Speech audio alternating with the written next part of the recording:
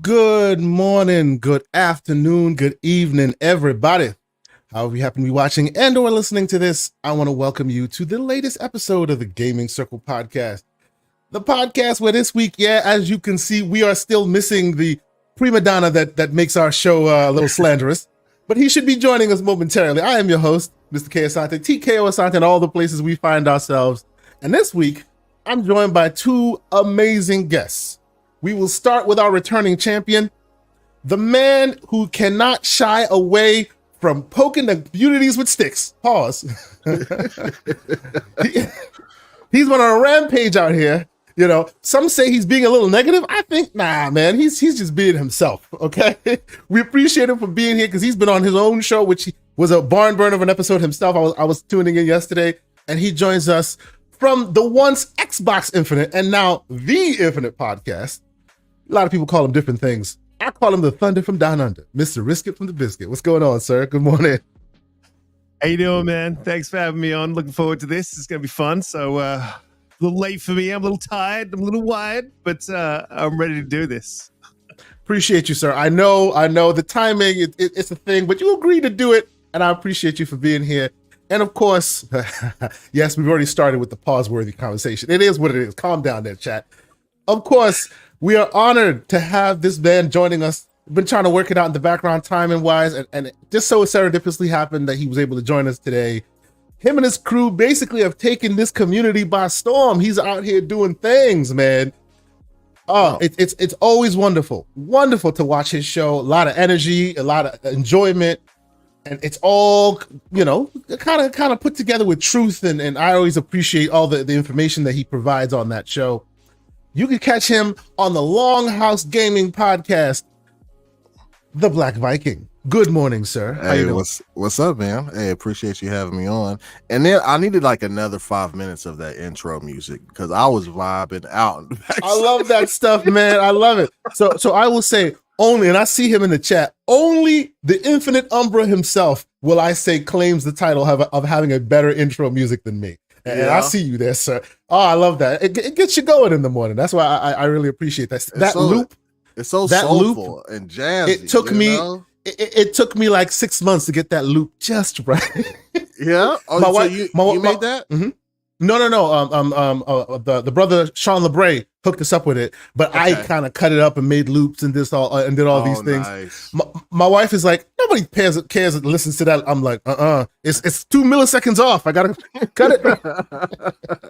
But yes. I'm the same, man. I'm the same. You get play with your music until you get it like just right. You got to get that loop in. If you can hear Indeed. it, someone else is going to hear it. Yep. Absolutely, sir. Absolutely. And ladies and gentlemen, of course, because the show is live, and he is the prima donna of this show, Mr. Everborn Saga. Good morning, sir. How you doing this morning? Good morning and good evening, sir. Good morning, How's sir. it going, bro? Good evening, sir. All is well. You caught me in the middle of a bowl of cereal. Fruit Loops, to be specific. There you go. The man's getting his Fruit Loops in the morning. So you were eating your Wheaties in the morning to get ready for this whole conveation. I understand. Yeah. So, ladies and gentlemen, now I'm on my. Okay. You work out. You know, he's like, we're gonna debate. Nah, I didn't work out. I was playing Dragon's Dogma before that. That's why I'm late. Oh, okay. We're gonna talk about that one too. Before we get started, I say thanks to all the fine folks who are already in the chat. People already jumping in, people already having conversations. I appreciate y'all. We see great members of the community who always pull up whenever we do this. Thank you guys for being here. And of course, right on time, the great J Mac, who's been a member for 2 months. Wild, brother. Thank you for being here. He says between the intro music and the background music of the podcast, it's a win-win. Salute, good brother. Thank you. We spend odd amounts of time getting this thing right, and it seems like only some of us care about it. I really care about this stuff, so thank you for seeing that we do that. It's real cool. I appreciate y'all for being here. Now, before we get fully started, I will tell you guys that it's been a really awesome week in this community, for me anyway. A lot of people have been reaching out, telling us how much they enjoy the stuff we do, and that always warms the heart. It's always great. I will ask you, if you have not thought about it already, join our Discord. I will put the stuff in the chat right now. There's the invite for Discord. We have a bunch of folks in there. We're getting more and more conversations. I've been reaching out to some of our members to see, because we have some tiers in our memberships here on YouTube if you choose to want to go and partake in that. But you'll see that I've been asking our members if anybody wants to jump in, because that's what we do at that high tier. If you choose to, once a month, I will let y'all jump in here, and either you can join our conversation or you can bring a topic of conversation yourself. That's going to start most likely next week. I have some feelers out to some of the community members to see how they feel and if they want to jump on here with us. So if you want to be a part of the members, we in no way want to put you out if that's going to be too difficult for you to do. Not at all. You know, you guys support in your own ways. We appreciate that. But if you are and you want to be a part of it, that is out there for you. I'll be reaching out to people to come and do that. I also will say, I put a contest together, a small little teeny tiny contest together to see, to show me your numbers, as it were, which was the Starfield numbers, how many people have played. And I got to tell you, a lot of people pulled up. A lot of people were showing me a lot of the play times and the new game pluses. And so far, out there on them Twitter streets, I think it's Richie Smith 83. I think I already reached out to him. I wanted to verify 56 days and 20 hours played. Got all the achievos, everything. 56 days. I was like, yo, that's just crazy. I don't think anybody comes close. I don't think anybody even comes close to 56 days. I'm like, wow. So, sir, you have won yourself a copy of Vasco. Now, I think he's in the UK, which presents some interesting opportunities, because that means I can either send it to him, which I'm going to reach out to him and talk to him about it. I can either send it to him, or if he's patient and risk it, I heard you weren't coming. I'm so sad about this. He can wait till he sees until I am closer to him at Gamescom this year, because I have confirmation, ladies and gentlemen, your boy is going to Gamescom. I have my hand is in the ring. I put some money up. Some tickets have been purchased. Some hotel rooms have been solidified. So Gamescom 2024 is a go. So if Richie can wait, maybe I send it to him there, or if he can't, I'll ship it to him. Risk it. You said you weren't going this year, right? Yeah, some things have changed in the background, but I mean, it's still on the table. June's definitely out. I'm definitely not going to. Yeah, I can't do LA. I don't think I'm going to Gamescom. I may still have to go to Spain. So if I go to Spain, I'll definitely nip over to Germany while I'm there. But I don't. It's 50-50 at the moment. But I wanted to go because I didn't know if you're going to be there for sure. But now I know. It is solidified, brother. I'll be there 100%. I wish the Everborn Saga could come with me, but you know, life happens. Everborn Saga will still be paying back for his destination wedding. So Everborn Saga is not doing anything until 2025. Yeah, that's right. I called him up. I'm like, bro, I'm never getting a Vision Pro. He goes, why? I'm like, because I keep buying things and going places instead of buying the damn Vision Pro. I spent Vision Pro money to go to Gamescom. I'm like, it's gonna be a better investment, I think, in the long run. But I am super excited for it. I can't wait to go. More information will come out as we draw closer. But yes, we will be at Gamescom. Possibly you'll see some stuff from us in that regard. Shout out to all the folks that happen to have made it to PAX Boston, PAX East. I am seriously jealous. I see so many great faces, so many great names in there. So yes, if any of y'all happen to be watching, salute to y'all. It's great to see that the community's out there pulling up, even though some think that, you know, it's still in a little bit of shambles, this and that. People are pulling up, people are having fun. You know, I saw, what did I see? I saw Ham Solo out there representing. He was even hanging out with, was he? I thought I saw videos of him hanging out with Persona Speaks and Bari. They were all having drinks and stuff. I'm like, hey, that's great. It's awesome to see the community getting together that way. So it's pretty cool. So yes, we will hopefully be doing that in Germany this year ourselves. And MJ Dark, member for 2 months. Salute to you, good sir. He says, hello, K Asante and the two great guests. Oh, hello, ever late Flip Flop Saga. Please remember, instead of pause, now you can say no Diddy. Oh my God. Damn. No Diddy. Oh man, that's crazy.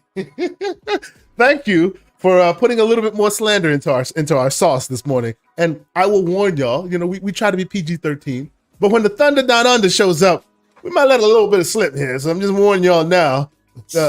Plug your ears of your children if you're a little scared of that. But we'll try to keep it at bay. Pixelbit G, $5 super chat. Good morning, Pixel. He says, Cheers to my dudes, and no spoilers, please. Save my slander for the chat today. Understood, sir. Yeah, I kind of wanted to. We were going to talk a little bit about Halo, but since not all of us are up to speed 100% on Halo, we might save that for the very, very end. Yeah, at least if we can't talk about the season finale, I would just love to talk about the season as a whole and what a glow up it was. Because goddamn, what a great! We'll get there. We'll start after some games. We'll get there. We will leave the very last episode. No cheeks in sight. That's all I want to say. Hey, we said no spoilers. So stop with the cheeks. And the elusive one joins us. Lucius Augustus, thank you so much for being here. $5 super chat. He says, shout out GCP. Risk it. Remember when I said ABK would be bad for Xbox while being good for Microsoft? Before you couldn't see it. Can you see it now with the eyeballs? I guess that's directly to you. He's trying to say, I'm right. Give him some credit. That depends on.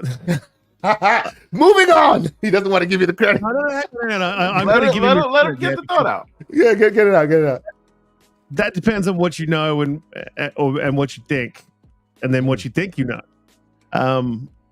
But I would say, from what I know, you were pretty much bang on. You were right on that one.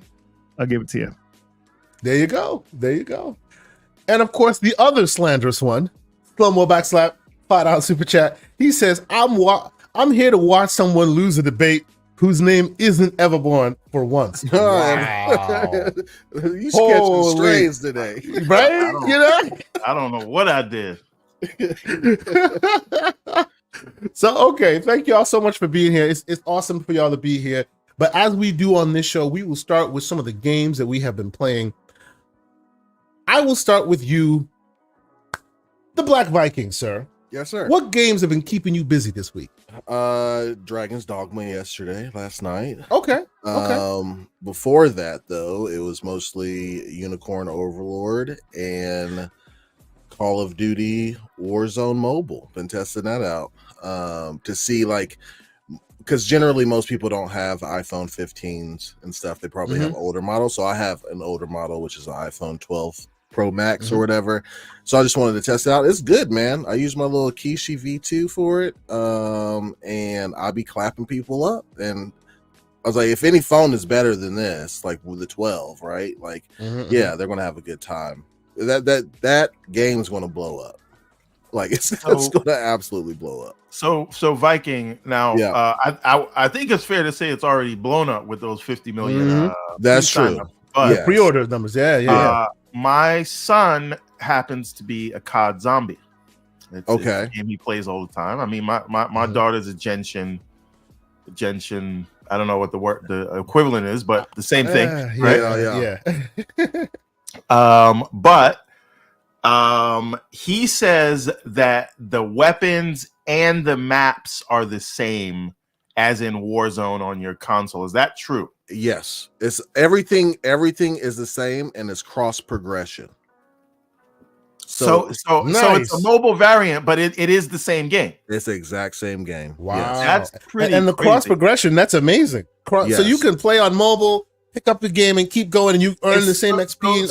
That's pretty great. It's the equivalent of jumping from console to PC on a 100%. On a play anywure game like a Starfield or that's something. That's amazing. Yep. That's awesome. All your skins, the battle pass, I didn't know it was such a. So wait a minute, is this another AAA game that has made it to mobile?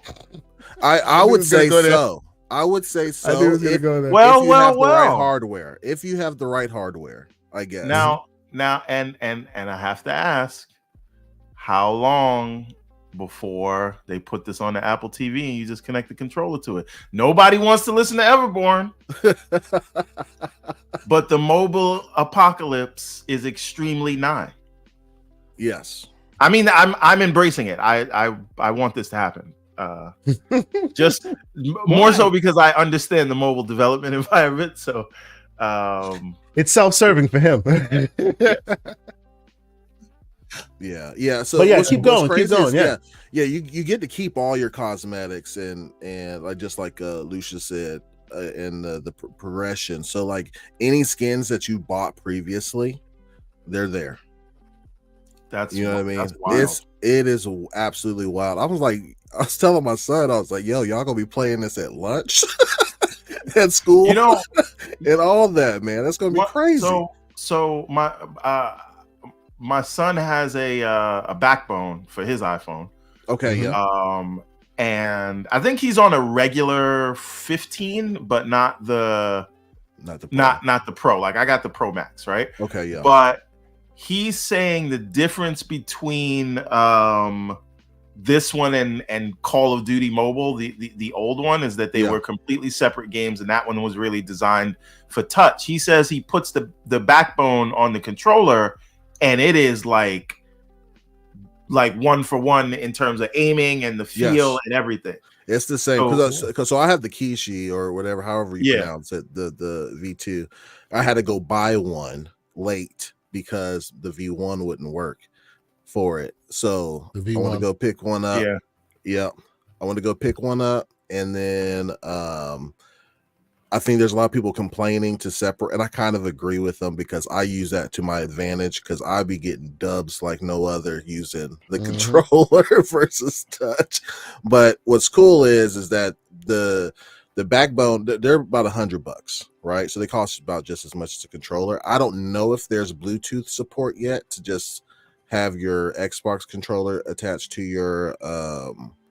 I don't think you want that latency though, because every time I've tried connecting a Bluetooth controller to the phone, there's something there where you don't feel it like the ones that you plug in.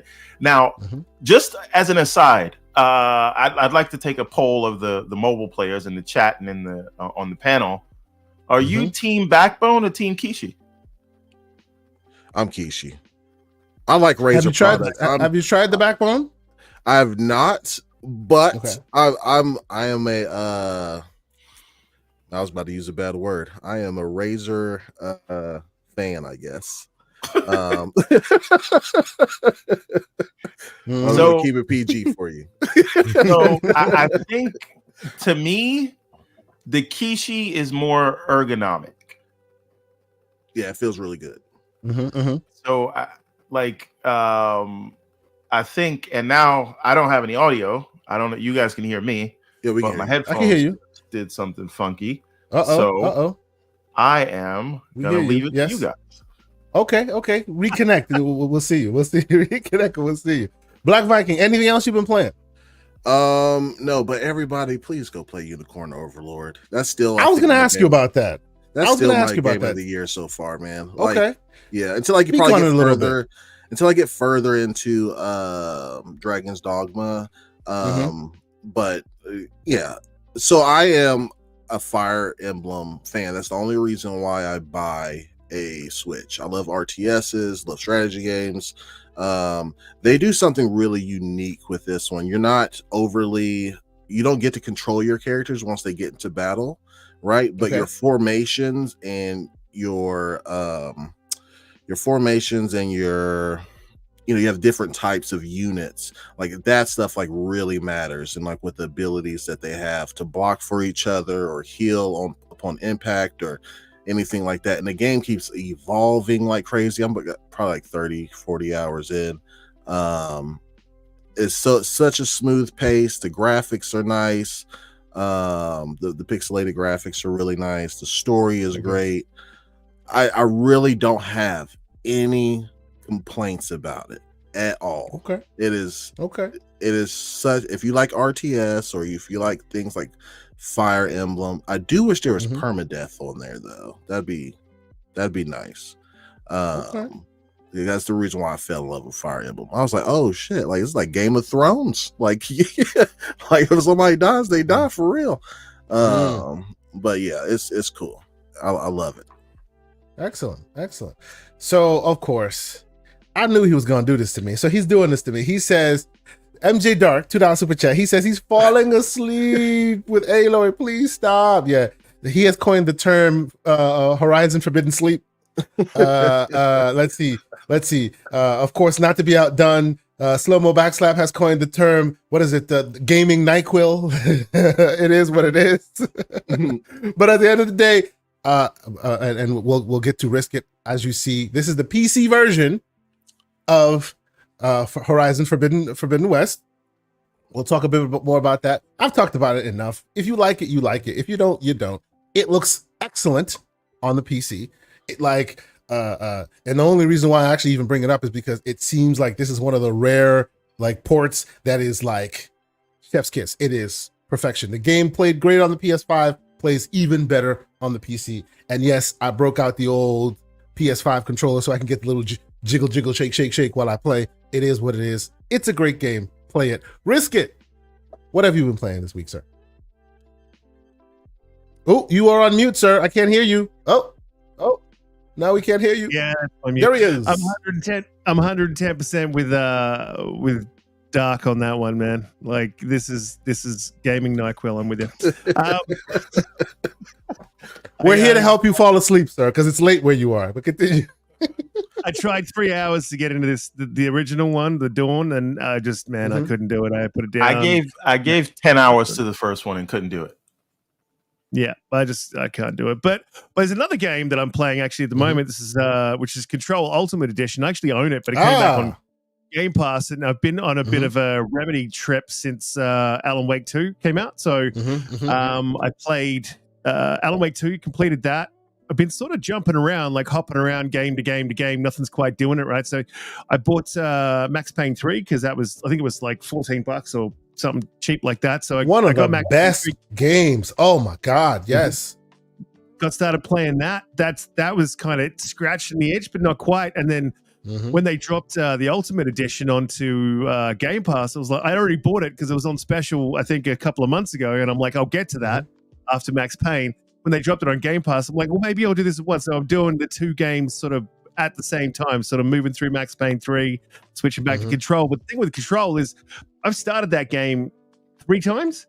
This is the 3rd time that I've started this game and like tried to get through it. And I generally love Remedy games. It's a bit of a divisive game, right? Because I found that a lot of people who didn't like Alan Wake really liked Control. A lot of people who really like, and vice versa, right? So it seems like you're in one camp or the other. So I'm trying to get through this one.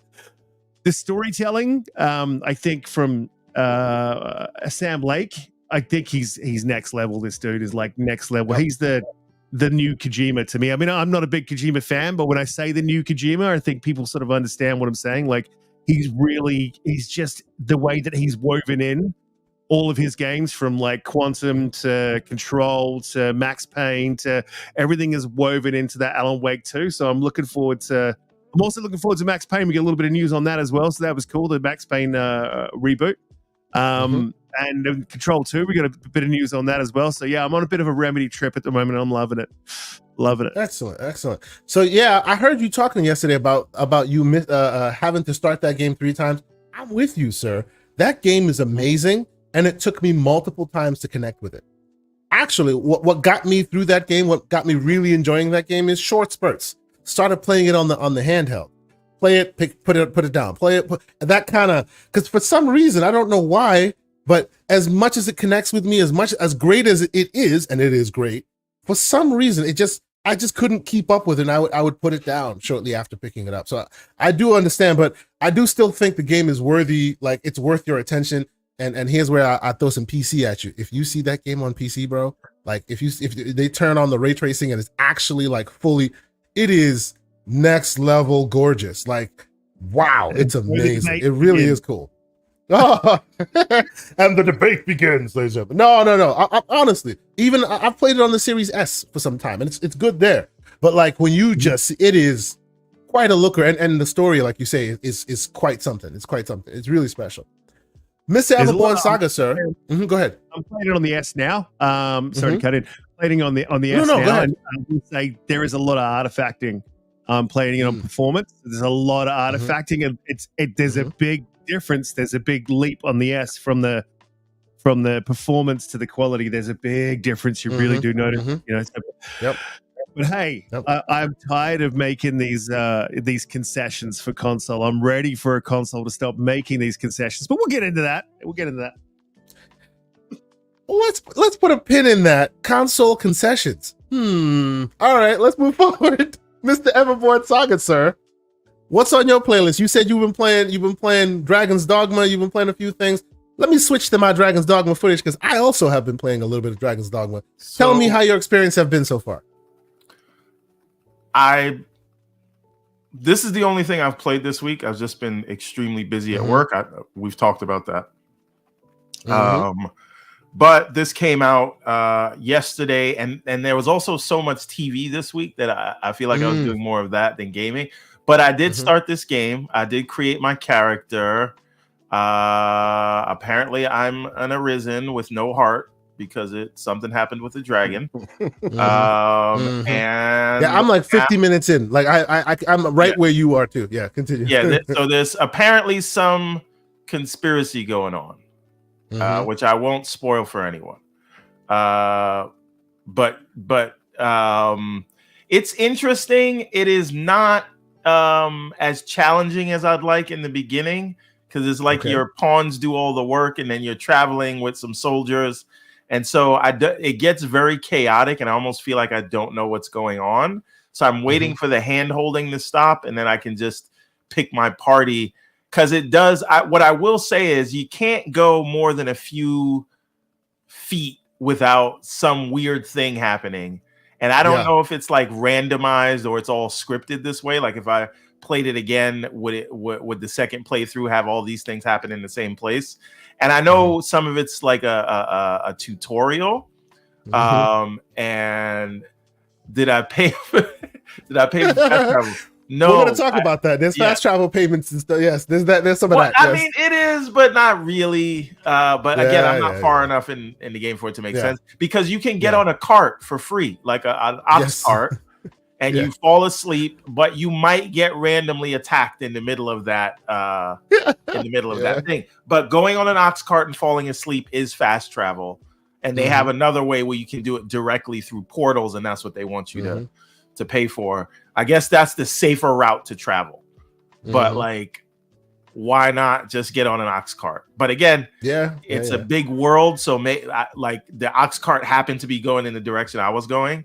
As I go back and forth, is that like the case? Who knows?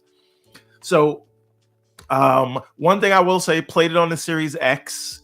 I'm up to level 7 right now, if that tells you anywhere about how far I am. I don't know what frame rate it's running, because there's no performance option as far as I can tell. But it feels good enough.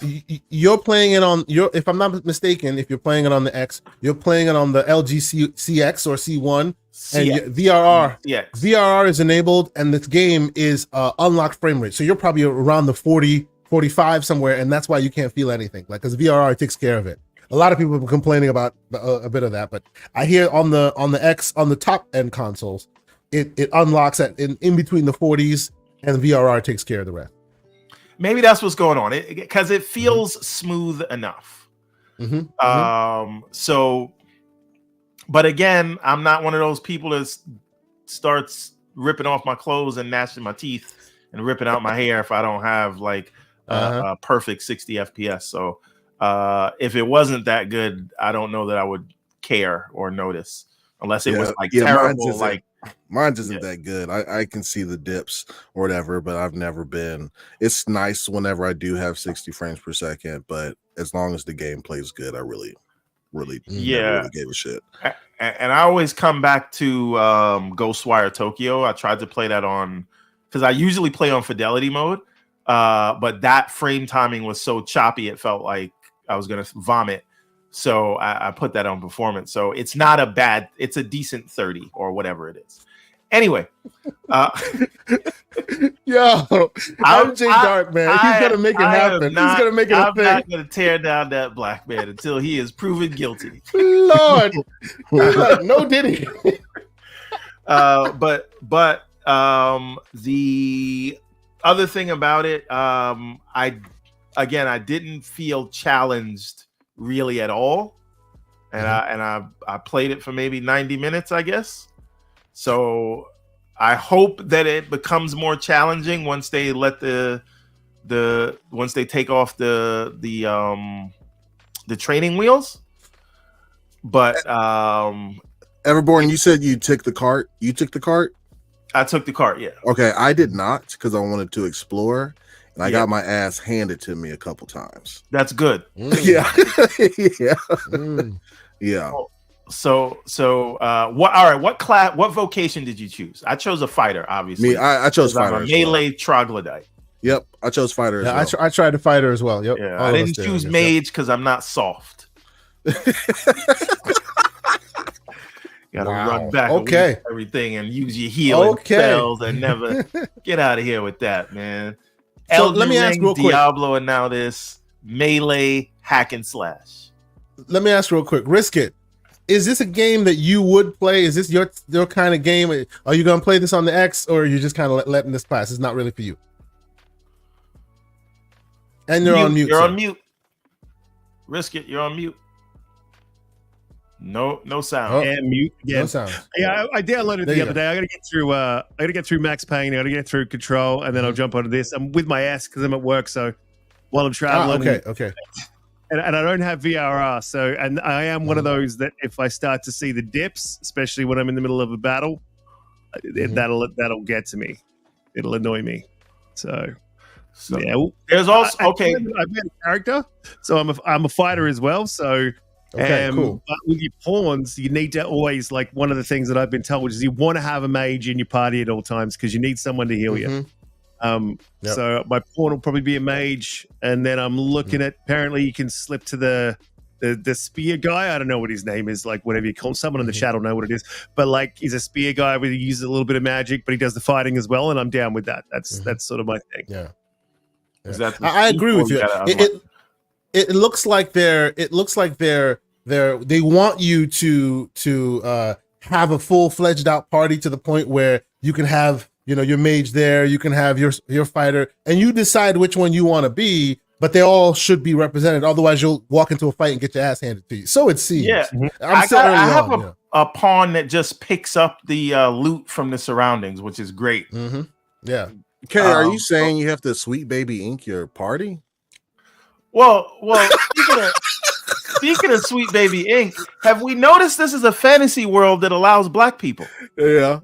Oh man, we're really like we're just skewering it right now. It's like, oh, no. Don't tell Yoshi. Don't tell him. Oh man, this is gonna be one of those episodes. Okay, starting early. By the way, I would just like to point out this game. It doesn't matter what your race is. Everybody's is from people from all people. Doesn't seem like they're doing anything that's heavy-handed, and no one cares. So that, which would have also been the case in Final Fantasy 16, but sure. Yeah. No, I don't disagree. There are dragons and lion people. I don't think it matters that you have. Hey man, some people have to be historically accurate with chocobos, but no black people. But that's neither here nor there. You got to be historically accurate to made up stories. $5 super chat from the man J Mac. He said Max Payne 3, Quantum Break, 2 of the best third-person games. Sir, you get no disagreement from me. Remedy is on point when it comes to those games. I'm hoping that we get more in that vein since Alan Wake 2, even though it doesn't seem to have hit financially, like really like hit that big, but critically it was a darling. So I hope to get more respect and more games in that ilk. Of course, MJ Dark, $2 super chat. He says, "You hear that, K? God Jima is the GOAT." Yeah, okay, all right. You do that. You keep harping on a guy who insists that the girl needs to be scantily clad because she breathes through her skin. All right, go ahead. By the way, there is no journalist mode in this game. I didn't see any. Now, the fact that I checked is a little bit telling, but there is no difficulty setting. There is no journalist setting. That's right. BT Maverick 707, great member of the community with a $10 super chat. Welcome, sir. He says, "Good morning, fam. With the new Steam Family Share update, who are you guys sharing your Steam libraries with? Because Everborn charged me more. Needs help from buying the same game 6 times. Thank y'all." Great man. Why you gotta throw me under why you gotta put my business out there like that, though? He putting out in the streets because, hey man, he needs to save you some ducats. He clearly sees that you need that because How many times have you bought some of these games, Mr. Quadruple Dipper? You know, maybe we could do that. I bought you know? Diablo 4 3 times, but like yes. the third time was kind of my fault. Because you didn't talk to me. Yeah. Yes, but thank y'all so much for being here. By the way, I would just like to point out. Sorry, Viking. Oh, you good? Go ahead. The Everborn curse is alive and well because I buy Diablo 4, and that is the first game that Microsoft chooses to put from ABK into Game Pass. You're all welcome. Keep going, sir. When did you buy Dragon's Dogma 2? Keep going. Oh man. But no. So Everborn, let me ask before we get past Dragon's Dogma 2. Do you think? Oh yeah, and I totally fell right into the water in this one. I'm like, what the hell? It was just ridiculous. Continuing the GCP tradition of terrible gameplay. Terrible. What I should be doing? Tell you his good gameplay happens off camera. No. What I should be doing is recording footage after the first time I play, and I'm the idiot who records it the first time I play. So I fumble my way through it. Wait a minute. No. You're not gonna get away with that. We've been doing this for 3 years almost. Yes, we have. Yes, that's right. And you're gonna tell me in 3 years you've never had a good gameplay clip, and it's always because you conveniently forget. Hear me. No. It's not that I conveniently forget. Usually these games I play on this. This is how I play my games usually, right? But the problem is this can't record well. So I like to record it on the PC. And recording on the PC, I don't want to sit here and record. So I'm just like, let me get an hour in. And then I go and I play properly on here, right? And when I play properly, I play properly. But when I'm playing on here, it's like, oh, what's the controls again? I'm fumbling my way. And that's the recordings you get. Really? Right? You even saw it in here where I had like overlays on the screen and stuff. I did not care. I just needed some footage real quick, but it is what it is. Oh, so that's what happened there. Mr. John Wolf, $5 super chat. Any game in oh my god. Any game consulted by SBI will include extra side quests, side missions, wrong flags, and the Killmonger hairdo. You know what? You're probably 1 out of 3 there, because I haven't seen extra side quests in what you mean. I haven't seen wrong flags, but I have seen the Killmonger hairdo here in Dragon's Dogma 2. So I feel maybe like somebody was consulted. I don't know. Is now it's been like it's like the Hitler mustache. You just can't use it anymore. It's out of fashion. Doesn't work, and we're gonna allow it. Someone needs to tell other people that, because clearly, if you saw the Black Vikings tweet and the comments that followed after, some people are still on their square about that haircut, man. They think people are doing too much. I'm not too pressed. I laugh when I see it, but I'm not too pressed about it. No. I don't think it's like a scandal that needs to be discussed, but I just think it's kind of something that's funny. You know, it's something that needs to be noted. Overused like crazy. It's overused to never see that haircut in real life. Right? Yeah. When have we ever seen that haircut in real life? Go back to everybody having cornrows.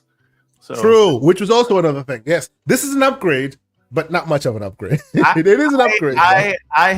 Every game where I design a character, I give him a Caesar or a fade. Yep. Because that's all we need, and nobody will complain about it. That's right. That's all we need. We don't need much more than that. Give him a Caesar, give him a fade. He's good to go. You know what I'm saying? But yes, I think I'm gonna keep playing this game. So far, it's been interesting. You know, it's been good. I like it so far. It doesn't seem to have that ridiculous, like so far anyway, the difficulty curve that kind of smacked you in the face when you started playing Elden Ring, right? I know that people are gonna there's gonna be some Elden Ring comparisons and this and that, but so far it seems like it's more Elder Scrolls than Elden Ring, right? It seems like it's speaking more that language than anything else, and so far I'm into it. It's fun, graphics are decent. You know, it definitely needs some optimizations, 100%. And I think, you know what, we will start our stories in that realm, because in addition to optimizations, I think people have already heard some of the slander around Dragon's Dogma's, let's just say their microtransaction plan. So let's start there. I don't know, Everborn, Black Viking. I'll start with you, Black Viking. Have you heard about their scheme the scheme of it all. It looks like it, and I've heard different reports that it started. First, they showed it off, or it was de-emphasized during the review period, and then right after the review period, it was on display.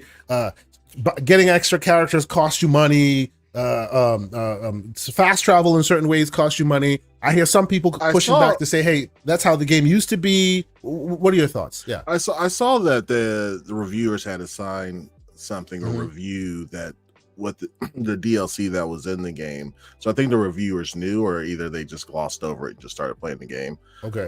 So I don't know, but when I look at, like, me and my brothers played it for maybe 20-30 hours. He said he's never, like, if nobody told him that there was microtransactions in the game, he wouldn't have seen it. He would have never known. Yeah. So, like, I think, we gamers, it's funny. Like, when something's unpopular, like, we go super hard at it. You know what I mean? Like, to the point to where, everybody knew this game wasn't going to be running very well on any console up to expectations, right? But yet still, people with 1080s still purchase the game and are complaining about it. You know what I mean? Like, come on, guys. Like, everybody knew. Like, I mean, if you kept up with, the news or whatever, we just like to complain about stuff, man.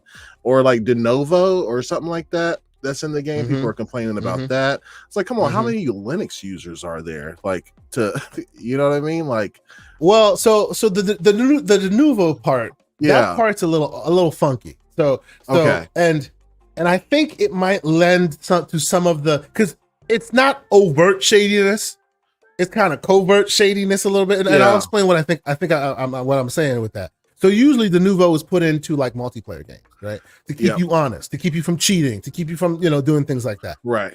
This is a single player game. And by the way, Denuvo, whenever you put Denuvo on something, it has to run in the background. So it takes resources away from the game. Sometimes it's better, sometimes it's way worse, right? It seems like in this instance, and I say seems like, and please correct me if I'm wrong, because I'm still early days in the game. Yeah. It seems like they put Denuvo in it to stop people from circumventing their little shady microtransaction practice. Well, you know what? Since you brought that up, because you was talking about there's no multiplayer, maybe it was done intentionally for the pawn system, so that couldn't be screwed up. Because the pawn system is actually pretty unique to where you can take other players' pawns, and maybe they did that to circumvent, like, you recruiting a level 99 pawn, like, at the beginning of your game or whatever. Because you're still networked in. It's not multiplayer, but you're borrowing other people's pawns. You know what I mean?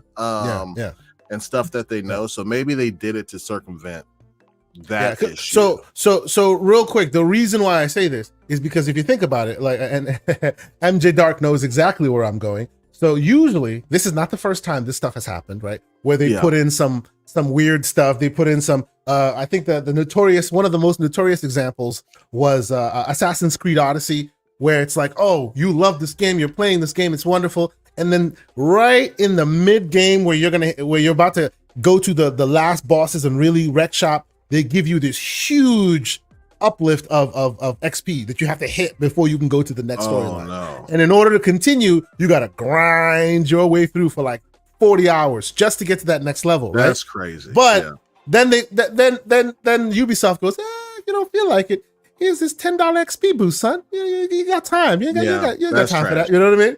Yeah. So what we do on the PC side, shout out to you, We Mod. There are trainers and mods out there that you can literally go in there and go, nah, I'm sorry, fam, and hit the button, and now it's circumvented all of that. What stops that from happening? Denuvo. Okay. You see what I'm saying? So I feel like they put it in to go, it's usually used for multiplayer games, but in this context, we're going to use it so you have no choice but to buy our little XP boosties and our little microtransaction-y things. We'll see how it all shakes out. Yeah. But to your point, there are many who have been playing this game and enjoying it and saying, it's not as all that. It's kind of full overblown, right? Yeah, that's kind of what I think. I think give it some more time. Now, if I do come into an instance to where, like, because I do like fast travel in my games, right? Like I have 4 kids, full-time job. when I get to sit down and play a video game, like I don't want to be spending 20 minutes of that walking, right? So them adding like a fast travel, I guess got to see how the cart system plays out. You know what I mean? Before I actually have an opinion on whether the microtransaction is good or bad, because I haven't seen it to where I actually need to spend money yet. You know what I mean? Like, so I'm gonna reserve my complaints, I guess, until I'm further into the game. How about you, Risky? What are your thoughts on it? I know you keep your eyes on this stuff. What are you on team calm down and go play games, or are we taking the pickets to the streets?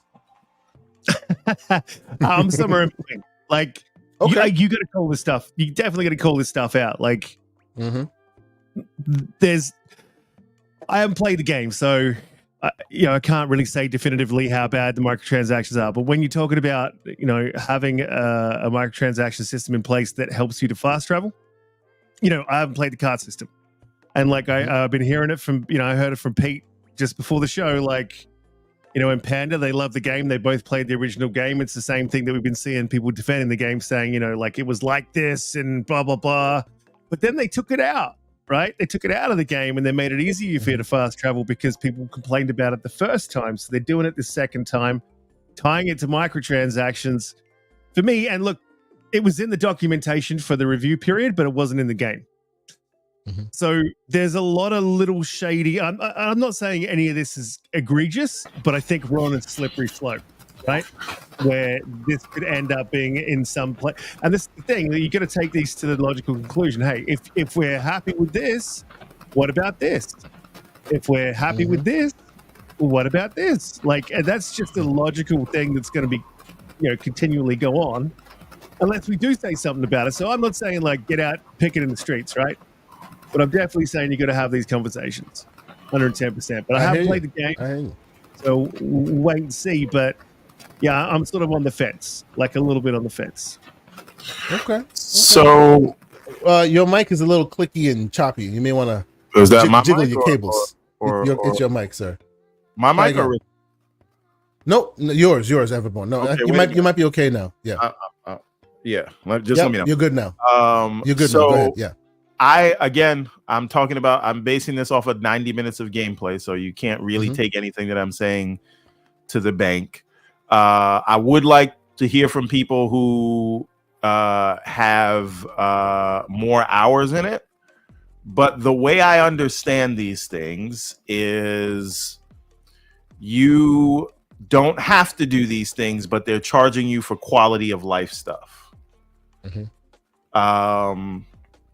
And I agree with Riskit in that you should never let any company get away with anything, even if it's not that big of a deal, because they are habitual line steppers.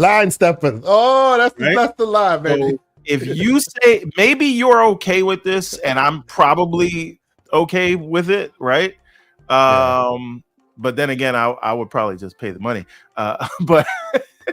But this is exactly how this kind of thing leads to the next thing and the next thing. And so if $70 games come out and you don't say anything, what are they going to say? They were fine with it. We need more money. Let's go to $80. Right. So, but again, the complaining doesn't really do anything. What you have to do is not purchase a single one of those microtransactions. Well, here's the thing with that, though, right? Because just as you said, just as Viking said, right? We all work. We all got jobs. We all got kids. We're all time poor, right? So if I get into this game and I need to get this and this done today because I want to get this and this done today, and I'm like, right, I'm just going to get these damn crystals, man, so I can fast travel over here, get this thing done. That's how they get you. Yep. Back over here, get this thing done, and then I'm done. So that you're penalizing the working man, but which is one thing. And then I was talking to Pete today. I'm like, Pete's got a lot of time on his hands.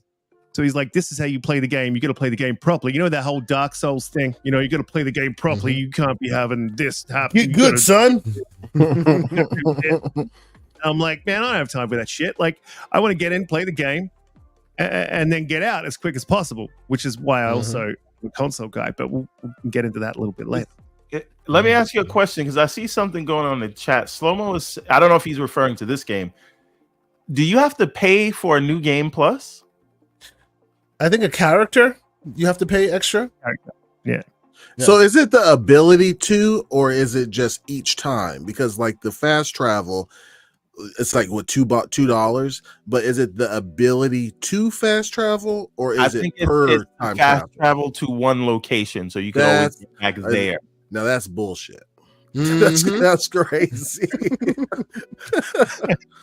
So my thing is like, I don't know if she's that hot to be requiring all of this high maintenance stuff, if you catch my drift. Right? Okay. Yeah, we do. Like, it seems like she wants to go to Morton's Steakhouse, but she's really like Applebee's worthy. So I don't know if Dragon's Dogma is worth dropping money for a new game plus, or what you call it. So but again, it comes back to in my opinion, the only way these companies are going to learn this is not okay. Like, we could talk about it, we could cry about it, we could, raise our fists at the clouds, whatever. But the best way to get them is don't spend the money. If you don't like $70 games, don't buy them at launch. They always go on sale. Then they'll learn, man, we didn't sell nothing until we lowered the price. So because you bring that up, Everborn, Microtransactions, do not buy any of them. Real quick, because you bring that up, I must, because not a lot of people knew this, and unfortunately, we are inclusive here. It's not about the consoles versus the. We are inclusive here. We play everywhere, but to that point, if you want to vote with your dollars, shut up. If you want to vote with your dollars, you could also buy the game the way you want to buy the game, and also show them that they're not getting away with that $70 game. And shout out to y'all. You were saying, pay for it later and don't buy it day one. That's the day one price if you know where to go. Shout out to deals.gg. If y'all don't know, please go check it out. This is for those who want to be able to play it in this way. That's how I bought this game. And you see Forbidden Sleep. Yes, you see that. All of them show up, even pre-orders, like before the game is released, you get these kind of deals. So if you're not with the, we just got to deal with it, there are places for you. Now, admittedly, this is why I tend to advise people towards the console, towards the PC more, because on console side, those options are far more limited, at least day one anyway. But still, these are options that are available. And by the way, when you're playing it and the microtransaction insists that you do that to fast travel, and there are tools to get you around it, yeah, I use those tools. Come at me and tell me why I should use those tools, and I'll tell you it's because your microtransactions are egregious, and that is how I fight the fight. But continue, Everborn Saga. You're making good points. Go ahead. Ooh, mute you. You're on mute, sir. Everborn? Okay. Yeah. There you go. Sorry. Yes. Yeah. So there's a few layers to it, right? Like, the first is, like, a lot of this stuff, I know they said that this was in the old game. I don't know if the new save was in the old game also. But a lot of this stuff is tests. You know what I mean? And the industry watches and they say, hey, they were successful with that kind of thing. Let me put it in this game. So you can't, even if it doesn't bother you too much, you can't let it slide. But you shouldn't. I don't think you should maybe support that. Now, that's one side of it. The other side is, we don't want the price of the games to go up. And so if they find creative ways that don't ruin your gameplay, and it's going to be the whales that pay for it because you don't have to, is that should we take any of that into consideration? Right? Well, everybody here, one second. Yeah. Everybody here talks about, we all understand and we all keep hearing it repeated over and over again. The price of game development is going up and up and up, and it's becoming non-sustainable for AAA game development. So if they can find ways to pass the cost on to some people who want those quality of life things, but not the masses, and so we can keep prices down for the people who don't got it, should that at least be part of the conversation? I'm not saying to excuse it, but I feel like that has to be mentioned. So my only pushback on that, and I'll let you give me your opinion also, Black Viking. My only pushback on that is that's not my position, by the way. I'm just you're bringing it out. It's a good place to think about. Yeah, the reason where I would push back a little bit on that notion is that we've seen this model work already. Like there are many games out there who keep it straight to cosmetics and that's it, right? And somehow they're still able to recoup costs and they're still able to make the money they want. I mean, Fortnite being a prime example, things like that. They tend to be those kind of games.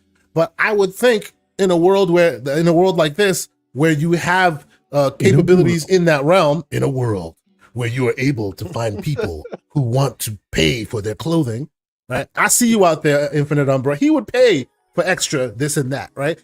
Keep it to that instead of he needs the drip mechanics. And which is fine. And I'm not hating on the drip. I go in my game. No, hear me. And the Costco close.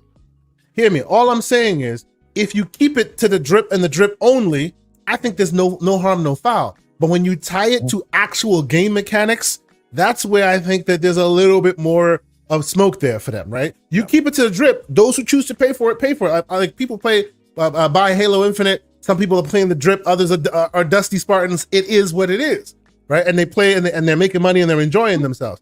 But to tie it to actual game mechanics, go ahead, risk it. To that point as well, like so, we've also said keep it off the you don't want to have this pay to win stuff, right? So, but you look at Helldivers, and a lot of people bringing up Helldivers as a negative. Now you could purchase the battle pass, which did have weapons in it that were helpful, but by level 20, I had already enough in-game currency without spending an extra cent to buy that battle pass. So that how you do it as well is not just what you do with it, it's also how you do it to see whether it's fair or not. So for me, it's a bit annoying. Some of these guys who bought the deluxe edition Helldivers, they had those guns from the get-go. I touch down, takes me 3-4 hours, I think it was about 4 or 5 hours, and then boom, I've got that battle pass too because I've earned the currency. That's fair to me. I think if you're not stretching that out to like you've got to spend at least 100 hours in this game to get to this battle pass with this in-game currency, and then you can have these weapons. Well, that's a totally different thing. It's microtransactions of that ilk we haven't seen since the early days of microtransactions, and so I think if you want to tie it to the game mechanics, like cool, but how hard is it for you to get a hold of that gem? How hard is it for you to recoup? How difficult is it to earn it in game? Well, let me add a wrinkle to this, and then Viking, I saw you were about to say something. I'm just gonna say super quick. When you said that, Risk it brought up a cost benefit analysis that I do a lot of the times when these things happen, and I say I don't got a lot of time, right? And I'm not saying I have a lot of money, but my time is money, right? And sometimes you have to ask yourself, how much is your time worth? So do I have the 3 hours to put in to get to the in-game currency, or do I have the $1.99 or $4.99 or whatever it is? And I say 3 hours of my time is definitely worth more than the $5 for this weapon or this quality of life thing. Maybe I'm going to give him the $3, right? Do we have to factor that in regarding how much our time is worth, and do we it's worth? Yeah. But isn't that why they do it the way they do it? Because they know there's the working man out there who just ain't nobody got time for this, and then they'll hit the buy button. Go ahead, Black. I could be losing money by playing the game for 4 hours.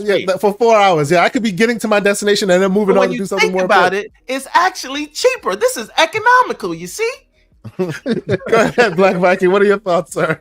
No, I think that boils down to game design, because they do that intentionally to show their shareholders that, hey, they spent this much time in game, but they're cheating in a way, right? Like Hogwarts did it brilliantly, to where I think every 10 to 20 seconds there was a point of interest that you could go to and then which was great for engagement, but also instead of walking everywhere, you can get on your broom and then get to places very quickly, right? But some people cheat to where like, no, we're gonna have you walking, kinfolk, like no horse, no nothing, you know what I mean?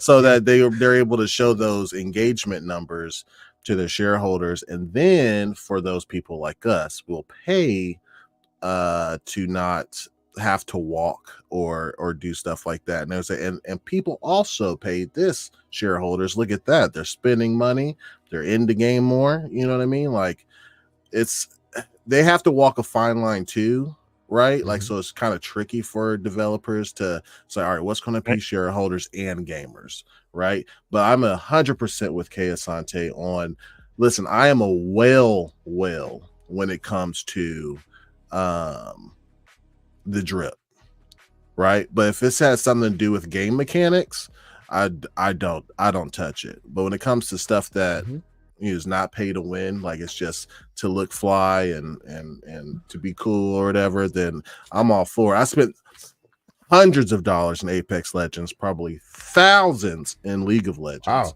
Wow.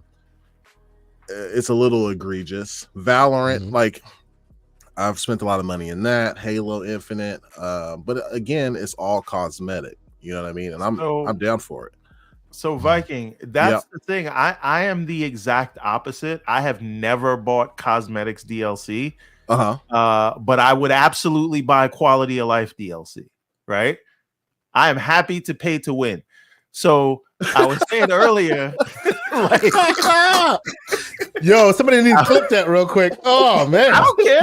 Listen, ain't nobody got time for that. Look, all I'm saying is, I was saying earlier, I will be in Halo with the dusty armor, with the Costco Adidas sweatpants that was on sale, and the Payless shoes, the Payless Spartan armor. And man, I'm fine with that, right? Because that's not affecting the gameplay. But if it's something that's gonna make the gameplay better, I'm here for it. They're calling you out, man. They're calling you out. They say charge him more. That's what they charging you guys more for cat ears. Don't look at me. But that's optional. You know what I mean? Like, you want stuff that's in it, like, especially in multiplayer games. I don't play multiplayer games. Oh, you don't? Okay. Like at all. Okay. All right. Cool. Because that argument with multiplayer games becomes problematic. Yes. It does. Yes. Yeah. But now you see where people come to the mobile space. I do a lot of mobile gaming. So like, as soon as there's like a $2 in-app purchase for getting rid of ads, I'm like, take it. I don't have time to watch these things. Right? Like, things like that on mobile, I pay for all the time. Okay. See, so this is why he cannot be on that picket sign with us, because he knows where his bread is buttered. He knows who it's for, and he's susceptible to such things. But I do hear you that, and it should be optional on the single player side, in my humble opinion. Like, while not making it too egregious to point you to it. But in the multiplayer context, it's just like, beyond the pale. It definitely should not be a thing, Everborn, do you think they prey on, I guess, individuals like yourself that will pay for these quality of life improvements, especially on the mobile side? Like, you have to grind so much to get to this area, or I'm playing Invincible right now, and like, I cannot get past this final battle or whatever that I'm in, so I have to grind, or I can pay $40 and get there or whatever. And I do not do that, right? Because go ahead. The thing is, right, I like, to me anyway, this is my methodology, right?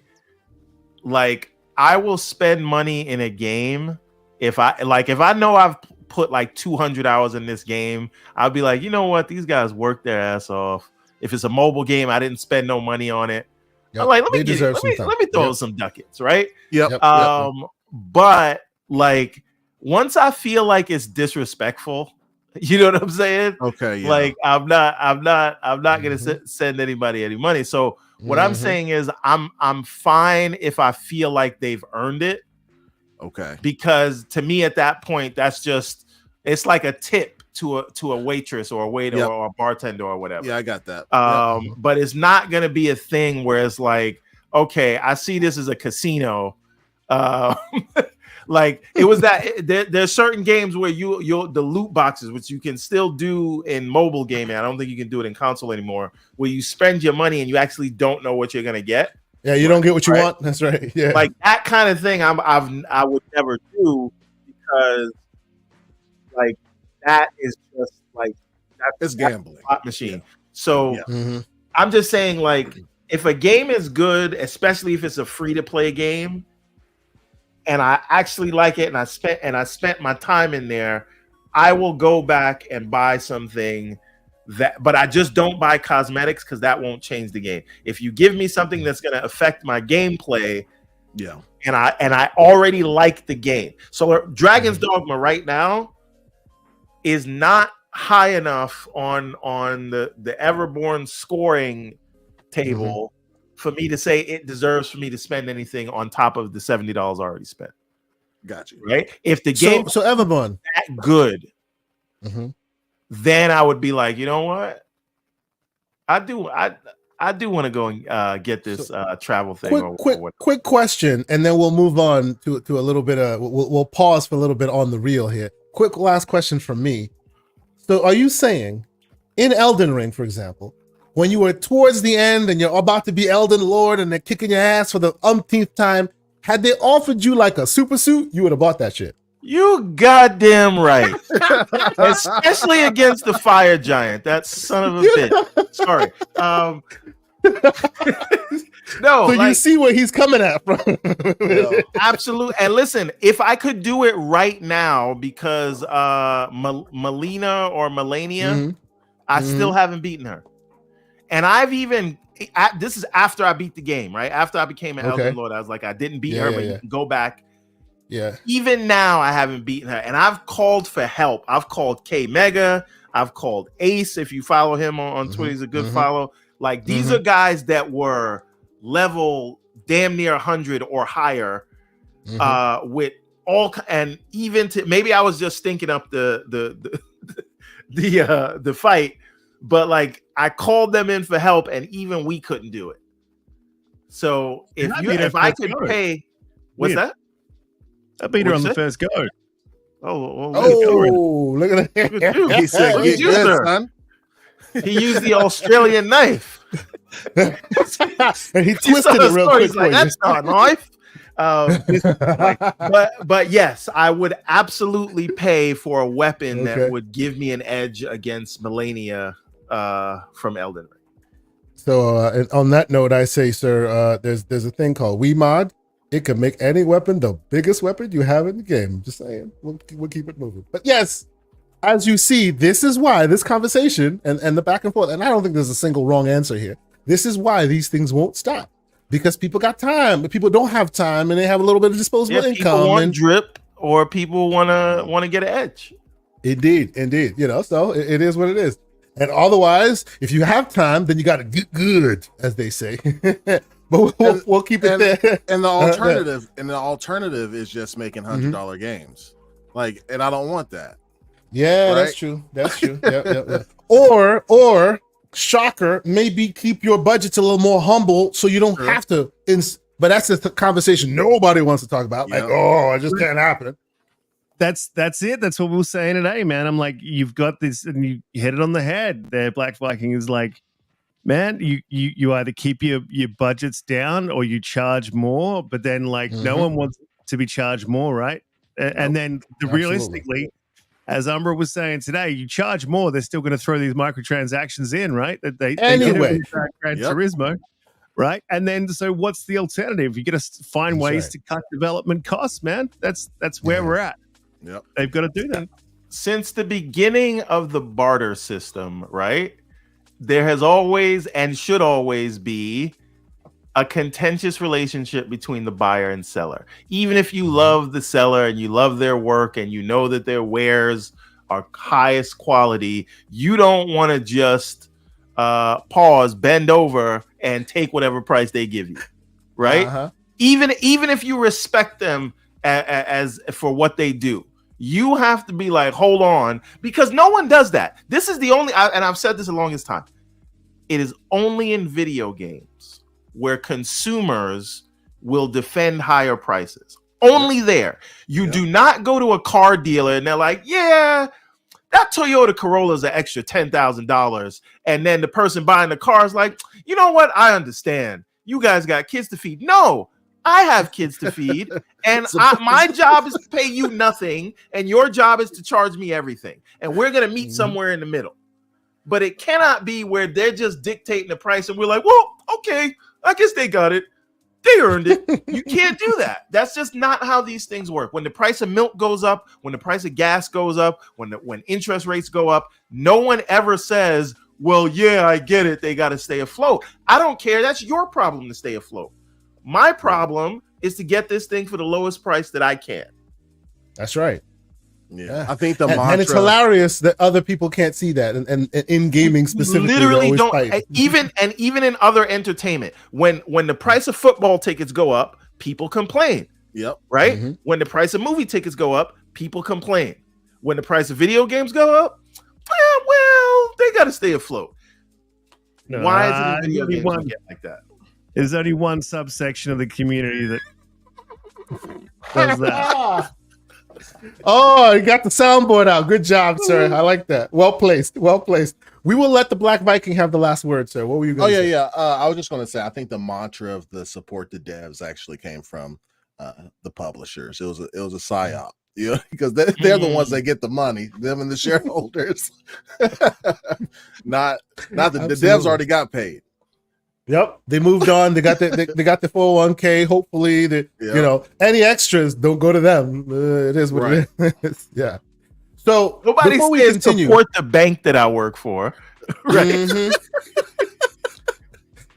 Before we continue, I will say shout out to the 318 people watching this show. Thank y'all so much for being here. 318. Hit that like button. Hit that like button if you haven't done so. Is that because of Viking or is it because of Risk It? Probably. Hey man, we gotta get them back every week. You know, they're here to watch the ding ding bang bang. You know what I mean? They're here for that. You know, we appreciate y'all. Hit the like button. Consider subscribing. We have some members in here. We always enjoy ourselves. We have a great time. Thank you guys so much for being here. I think I want to take a quick on the real pause because there are a few things that I want to talk about. But as not everyone on this panel is up to date on all things, we're gonna keep it high level. We're going to keep it very high level. We promise people in the chat, we're going to keep it high level. Now, first off, I will ask the question before we even go there. Black Viking, have you watched or do you care to watch X-Men 97? I do care to watch. I'm actually going to try to watch it with my kids this weekend. But you have not seen it yet? The new one, right? No, I have not seen it, no. Okay. Risk It, how about you? Not really. Okay, so you don't care or you have not seen it? I haven't seen it. No, look, I loved it when I was a kid, right? So this is from what I understand. I don't even know much about it. It's just a remake of the. Yeah. So I mean, I love. It's not a remake. It's not a remake. It's literally continuing the story from when it ended. Oh wow! Okay. All right. Well, that's interesting. I might go back and have a look, but I got little fella. He's only 2. That he'll probably love it. So maybe that's where I'll get some of this in. But he's pretty Spider-Man obsessed at the minute. So like the only DVD collection I still keep. Did they ever have Spider-Man crossovers in the original? I think they had one or two. It was very light. Maybe Spider-Man will show up. Who knows? Not this season. Yes. But I have seen it. I watched the first 2 You've episodes. seen it. Okay. So we're gonna keep it light.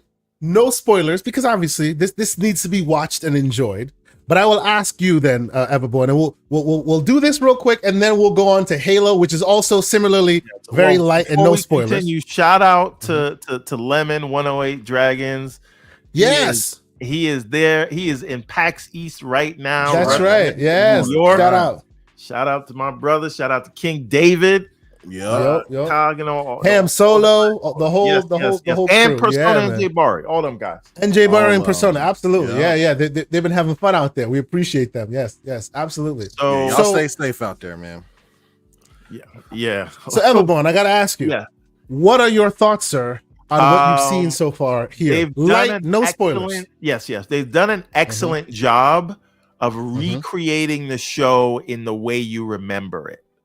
Yes. Right? So if you go back and watch it, maybe it doesn't, I don't know, because usually when you go back and watch stuff that you thought was amazing as a kid, you know, you're like, oh, wow, I see that, you know, it was something of its time. No, this is like, if it had another season right back then, the same way I felt as a kid watching it, and it is super interesting, it's super complex, and I also feel like it is very approachable. And one thing about X-Men in general, but one thing they're doing in this show, I think, is, and I think this will lead into the discussion that we have later, the beauty of X-Men is it kind of teaches, it can plant the seed of inception in people without rubbing their noses in it and preaching to them or making them feel, what you call it. Yes, it's very on the nose, but it's not on the nose in the way that some of the other stuff that causes all of the drama goes. And I think if the goal is to teach or to get people to view the world in a different way, you don't want to do it like you might have better results if you don't smack them in the face in your opening. And I think that the way this is written, this kind of accomplishes that without leaving anybody out of that party. And I think if you actually want them to learn versus preaching to a choir of people who already agree with you, this would be the way that you would do it. I think it's really well done. I think the subject matter is great. And I think it's something that everybody can get onto. And just the cool way that they interact with each other and all use their powers, I think they really leveled up everybody and gave them all their proper respect in the way that we wanted them to, especially if you read the comics. I don't think I've ever seen Cyclops done this much justice in the adaptations outside of the comics. So Storm is another one, and you know we can talk about that when people have seen it. Yes. But this is what you want when they bring something back, right? Yep. This is how you do it. You're gonna put out a cartoon. You're gonna put out something. Do it like this. It's 2 episodes in. It's great, and it's a good thing, I guess, that they fired the person who wrote the whole thing. So we'll see how the subsequent seasons go. Yeah, we shall see. I will say that was my best I could do without spoiling anything. Without spoiling, yes. All I will say, and I said I put this on Twitter, I put it on places, and people started getting at me. Love the show, as I've said. Only actual physical collection I still keep. Well, that's not true. This and The Shield, one of the greatest shows ever made. By the way, that secret, which we won't say what the secret is wild. Yeah. Did that come from the comics? Yes, it did. Yes, all of it. I never knew that. That is crazy. It's wild, right? Like there's so many great Easter eggs and nuggets for people who remember the backstories and all that. It is amazing. It's amazing. I finished this episode 2 heated and had nothing to do with the quality level dropping or anything like that. But even that is a very good thing, and we need to talk about it further. But we won't. I also don't, because we're trying to keep it light. I don't think that thing is forever. No. Yeah, we'll talk about that. We'll talk about that. But let's move forward because we only have Risky for a small period of time, and I want to start the conversation properly. But before we do, I also want to take a small on the real 2.0 detour to the Halo season 2. Oh my God, so good. We're not speaking spoilers because people haven't seen it. If you haven't seen it, like all I will say, and I will give everybody a chance to give theirs, and then we will move forward. The Halo season, for me, I'm the biggest Halo stan in most chats. The difference is I'm not a Halo multiplayer player. I can play it, but it doesn't really move the needle for me. I just love the story, the beginning all the way to the end, the Reach, Halo 1, 2, 3, 4, 5. I will play the whole thing over, and I've done so many times. I mean, 50 times each on PC and console, like ridiculous amounts. Okay, I wait know a minute. that Sorry, story. I gotta cut you off, Cake. Mm-hmm. Slow-mo, you're gonna stop lying on me in the chat. GCP on GCP. I've talked about all of my gripes. The only thing He's got digital receipts, sir. I got the receipts. Everyone here has seen me say it. I spent like 20 minutes going after how terrible the production value is, how it made no sense for him to go and be with the Maki character, how I hated the last episode. Like, stop that. I just said I don't have an issue with Spartans taking off their helmets. That's all I've ever said. Well, you do have problems with Spartans taking off their pants, though. You do have problems with Spartans taking off. We should not have gotten Halo season. Even the first episode, I said I didn't even like how the Spartans were moving because I felt like they moved too robotic. Anyway, I want to make sure we give Riskit some time. So let's get past this real quick. Season 2 is what season 1 should have started as.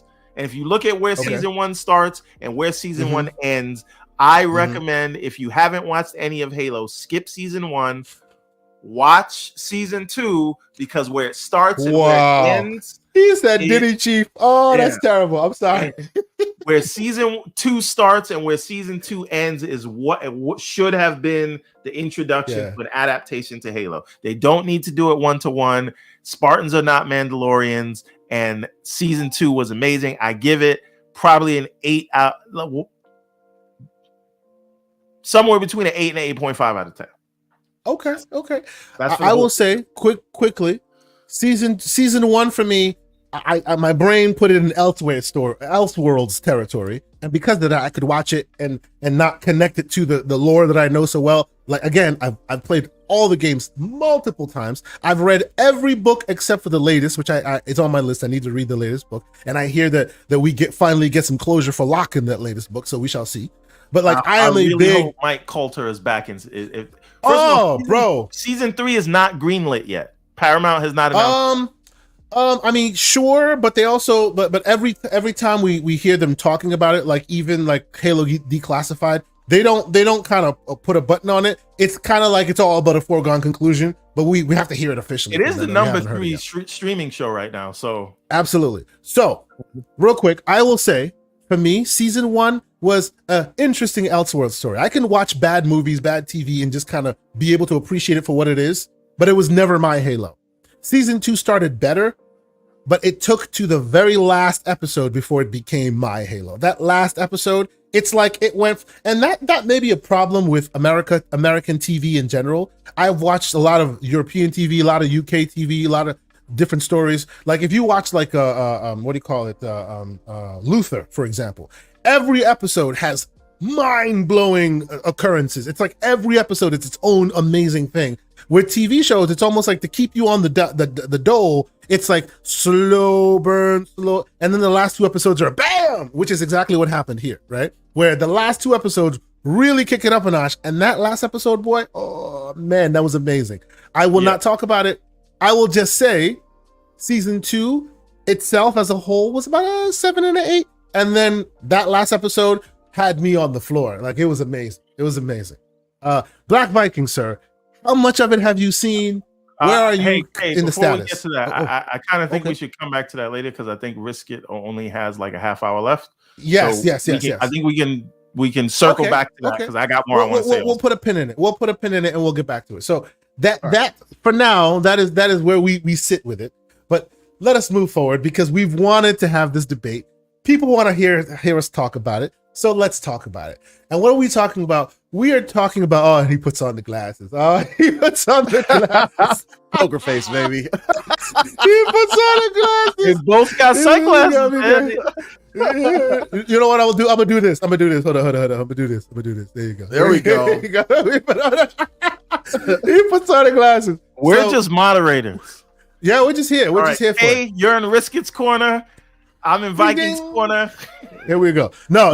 It's just here we go. Around. Mirror. No. So basically, the conversation we want to have here is, obviously a lot of people have heard oh, Xbox, PlayStation is having a mid-gen refresh. Potentially, the news has come out. It's spilling all over the mid streets. People are talking flops again. Last week we had Sweet Baby and the Flops. I love that episode. That was a good episode. Just the name alone, I love. But now the question has come: should Microsoft respond? Is the PS5 potential Pro enough of a putting the thing on the table, pause, no Diddy, and then should Microsoft respond? Now, some of us in the community say, heck yeah, they should respond. They're gonna take attention away from themselves, right? And I'll let folks expound on that. And then others say, look, man, they've set themselves up correctly, like to the point where they don't need to respond. They'll be all right? So I will start with you, Riskit. What is your position? This is your opening salvo, sir. What is your thoughts on this whole situation? Go for it. First of all, before I get started on the should respond, like I definitely want to say to all the people in the chat, and the way that I've been recently is born out of a little bit of frustration, but also born out of love for the brand. So whenever you see me saying something's a little bit you believe negative, what you got to understand is I want nothing but success for Xbox. And I'll also say, and no shade to anyone on the panel or anyone out there with a PC, I'm probably one of the only console purists left, like, around. I am console all the way. I'll never get a PC. It's just not me. Okay. Yeah, which is your choice, obviously. Until the brand dies out. So for me, the only way forward is the console. The other thing is, like, let's define what a response is from Xbox. Because Xbox doesn't need to come out with a Pro for them to respond, right? But they need to respond with something. And that doesn't mean you need to drop a console like day and date when PS5 drops their Pro. Like almost what happened with last gen. They dropped them within, was it months of each other or weeks of each other? Those consoles were out there, right? That's not the kind of response I'm talking about. But at the moment, you've got to look at where Xbox is sitting. They're in third place, right? But they have sold a lot of consoles. Now, a lot of people will say, they're in last place. That may be true, but 30, 40 million, 50 million consoles, 30, 40 million consoles is really nothing to sneeze at. That's a lot of money in the bank, right? That's a lot of software that you're selling. Like, it's nothing to sneeze at. So there is if you don't compare it to the others, it's definitely a great number. Yes. Exactly that. If you don't compare it to the others. So there's a lot of this. They're not going to put out a console. It's not worth it to them. They're not going to sell any software. No one buys any games. All this bullshit. I'm in the camp of, like, it is worth it to them. I think it's definitely worth it to them, and it's how they go about responding is what's important. But they have to respond. They must respond. They either need to respond with specs of what's going on with this handheld, which we know is coming, or they need to respond with you could respond with games. And I mean, start responding with a cadence, a proper cadence that we have been promised but have yet to see come down the line. The front end of this year has been dry again, right? Great. This month is a great month for Game Pass, but that is not a response to a new console. Now, you can say many other things about PlayStation. You can do the whataboutism. You can say they got no roadmap. They're releasing a console. What games are you going to play? All that sort of stuff. And I would agree with you.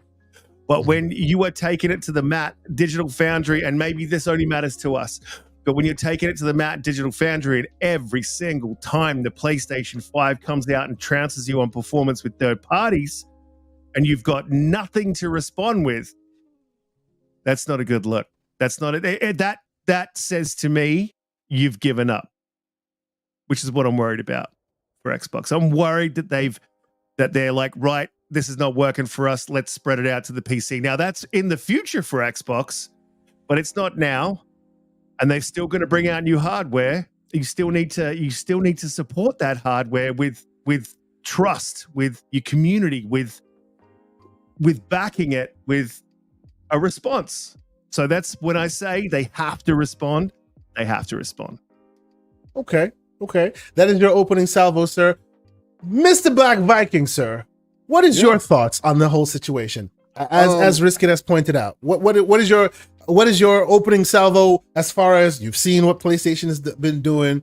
Yep. What should Microsoft do? How do you feel? So I agree with Risket when it comes to responding, right? I think where we disagree is probably how to respond, right? I agree with him on responding with games, right? With a good cadence, beefing up Game Pass. You know, the ABK stuff is starting to come in starting this month, right? With Diablo.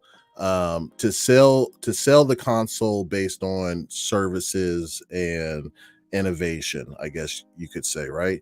When it comes to the PS5 Pro, these mid-gen refreshes, in my opinion, never have enough of a boost to justify its cost, in my opinion.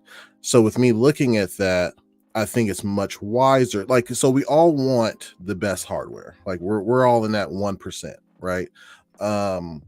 But would I rather have a mid-gen refresh or a mid-gen console with like a Pro, X Pro or whatever, and then have to wait till 2028 to get the next big advancement on a console? Or do I want them to skip out on the Pro and then come out with that next gen hardware in 26? I'd much rather take it in 26. When it comes to, and Risket brought this up with the third party stuff, like we saw in Diablo, I mean not Diablo, but Dragon's Dogma, the Series X is actually kind of beating out. Like a lot of these newer games are actually next gen are actually, the Series X is performing a little bit better. We saw that with Alan Wake. We see that now with Dragon's Dogma, even though it's just a few frames. But I think the Pro will actually help the Series X. I think the Series X has a lot more headroom than the base PS5. Third-party support, what they do is they go the market leader. That's how we're going to develop our game. We go to the market leader. So PS5, that's what we're going to develop our game for, and we'll just port to the others. That's generally how it happens, right? But now, since you have the PS5 Pro out there, they will start developing for the PS5 Pro. Some third-party developers will, and then that's actually going to benefit the Series X. I honestly believe that that they'll start using the proper tools, I guess, since PlayStation has them, to benefit the Series X, and then let that battle out. I don't give a shit if the Pro gives 1 or 2 more frames than the Series X. What I do care about is Xbox being in its own lane for next generation instead of being compared to PlayStation that has all this fanfare. Because if they come out in 28 neck to neck or whatever, it's going to be PlayStation's cake every time. We all know how the media is. We all know the fanfare with PlayStation. It doesn't matter how many they have, no games this year, but yet all the negative talk is on Xbox, right? I feel like it's a smart move for them to just separate themselves from PlayStation, come out with that handheld, and come out with a beefy AI focused console for next gen in 26, and be in their own lane so they can control their own narrative. Okay. See, go ahead, Risket. Yeah. What you're talking about there is we're very much on the same track. So my question to you would be, well, I've got a few questions and a couple of pushbacks on what you're saying there. So why? So my question is, why can't we do both? Like, why can't we do a mid-gen and a next gen? We just did that last gen. Well, I think it's the spacing of time, right? So like generally when you'll have a mid-gen, like let's say they had the mid-gen this year, then we'd have to wait till 28, right? They're usually 3 to 4 years apart, right? Mid-gens versus the next console, right? So like, instead of using your resources for the mid-gen, put all your resources and time and effort into the next gen and come out ahead of your competition. I don't think you can do both. I don't think you can do mid-gen and come out ahead of the competition. You can eat your own lunch. You could absolutely eat your own lunch, and that's like with the consumer base, that's 110%. But I think All right, so I can agree with you on that, right? But when we talk about let's do both, the handheld is that mid-gen refresh, right? It can be that mid-gen refresh. If it is what I think it is, it's got a point of difference, right? Let's assume that they're smart with this this handheld. Let's make the assumption that this is an Xbox bootable device that can still access Windows and can still access Steam. You've just blown PlayStation out of the water. Let's hope and assume that this is a dockable device, right? With a GPU, just like your ROG Ally, and you can dock it, and it sits at around about where we're at with that. Now, that's a leap in of itself. You now have access to Steam. You've got a dockable device that pumps into your TV. And so, gentlemen, you've got your mid-gen refresh that's a handheld. There's a point of difference. You're not being compared to PlayStation, right? But but this is a response. Let me interject one bit, just a one bit. Yeah. A mid-gen refresh could not be a handheld. It couldn't be. Why? Because mid-gen denotes that you're still supporting your current gen customer, and if you did that, there'd be too many differences in that'd be another skew. They could not. And right now, we don't live in a world where they have enough AI overhead to be able to sustain what developers would do to profile correctly, battery wise and everything else. So that would have to be the floor of a next gen, right? Where everything is geared towards hybrid performance, rather than, hey, you still have to adhere to OG Xbox Series X and S, and now you have the mid-gen one, which you'd have to profile for differently because battery. So it's not but yes, Everborn, you were saying. I think we are missing the forest for the trees here. I think there's an answer that serves everyone's problem. Okay, and which is? That is an Xbox OS. Here he comes again with the Xbox OS. Okay, go ahead. But wait a minute now. If for those that like care to be on the cutting edge, right? If you have an OS, and I'm talking about a version of Windows that has a shell that you could boot into that is identical to what you get on your TV today with your Xbox, right? We've talked because about that would also work in a portable setting, just because of the way the live tiles are designed, as long as it supports touch. And developers are already on the PC side. They don't really target any specific hardware. Sometimes they do, but it's more scalable there. So what I was about to say. Yeah. Right. So for those that care about graphics, they could build a 4090 beast and still have their Xbox user experience. Because risk it, I would wager that you and I are similar in that the reason we don't like PC is the user interface stinks. Yeah. If you right now risk it, if you could just build out a PC or buy a pre-built gaming PC, a 4090, but it had the same OS that is on your TV right now with your Xbox, would you do it? There's no user experience different for you. Yep, absolutely. So it's the user experience that's your sticking point then. Okay, continue right. Everyone. So if they can, and again, they can do this right now. Like Windows is just a shell. Your Xbox right now is technically a Windows device. It just doesn't have the Windows. It doesn't have the Windows shell. They have their own custom UI. And Steam Deck has shown them the way to where you could dual boot, have access to other stores, and then add them to your library. These are these are problems that have been solved, and they could work. And to your point, Risk It, if you do that and you have similar Steam Deck functionality, we know PlayStation is at some point, whether it's going to be day and date, or how long it takes to go, that I will leave that to people to argue. But their games are going to PC, every one of them, right?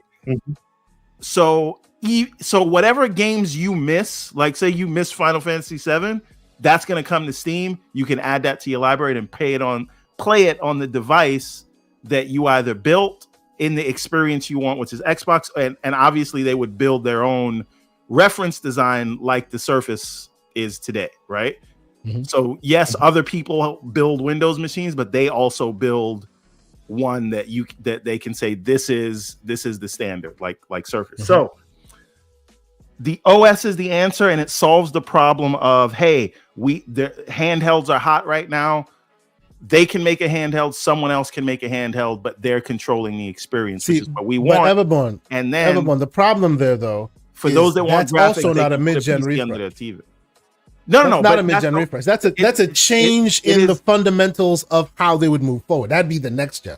No, but that's not next gen because PC is today, right? So if I understand. But I'm talking about the idea to the console main. You can't just slip that in. It has to be a new starting point. It can't just be, well, here's your console, and then all of a sudden here's this Xbox OS like PC that is in the middle of the generation that still has to deal with.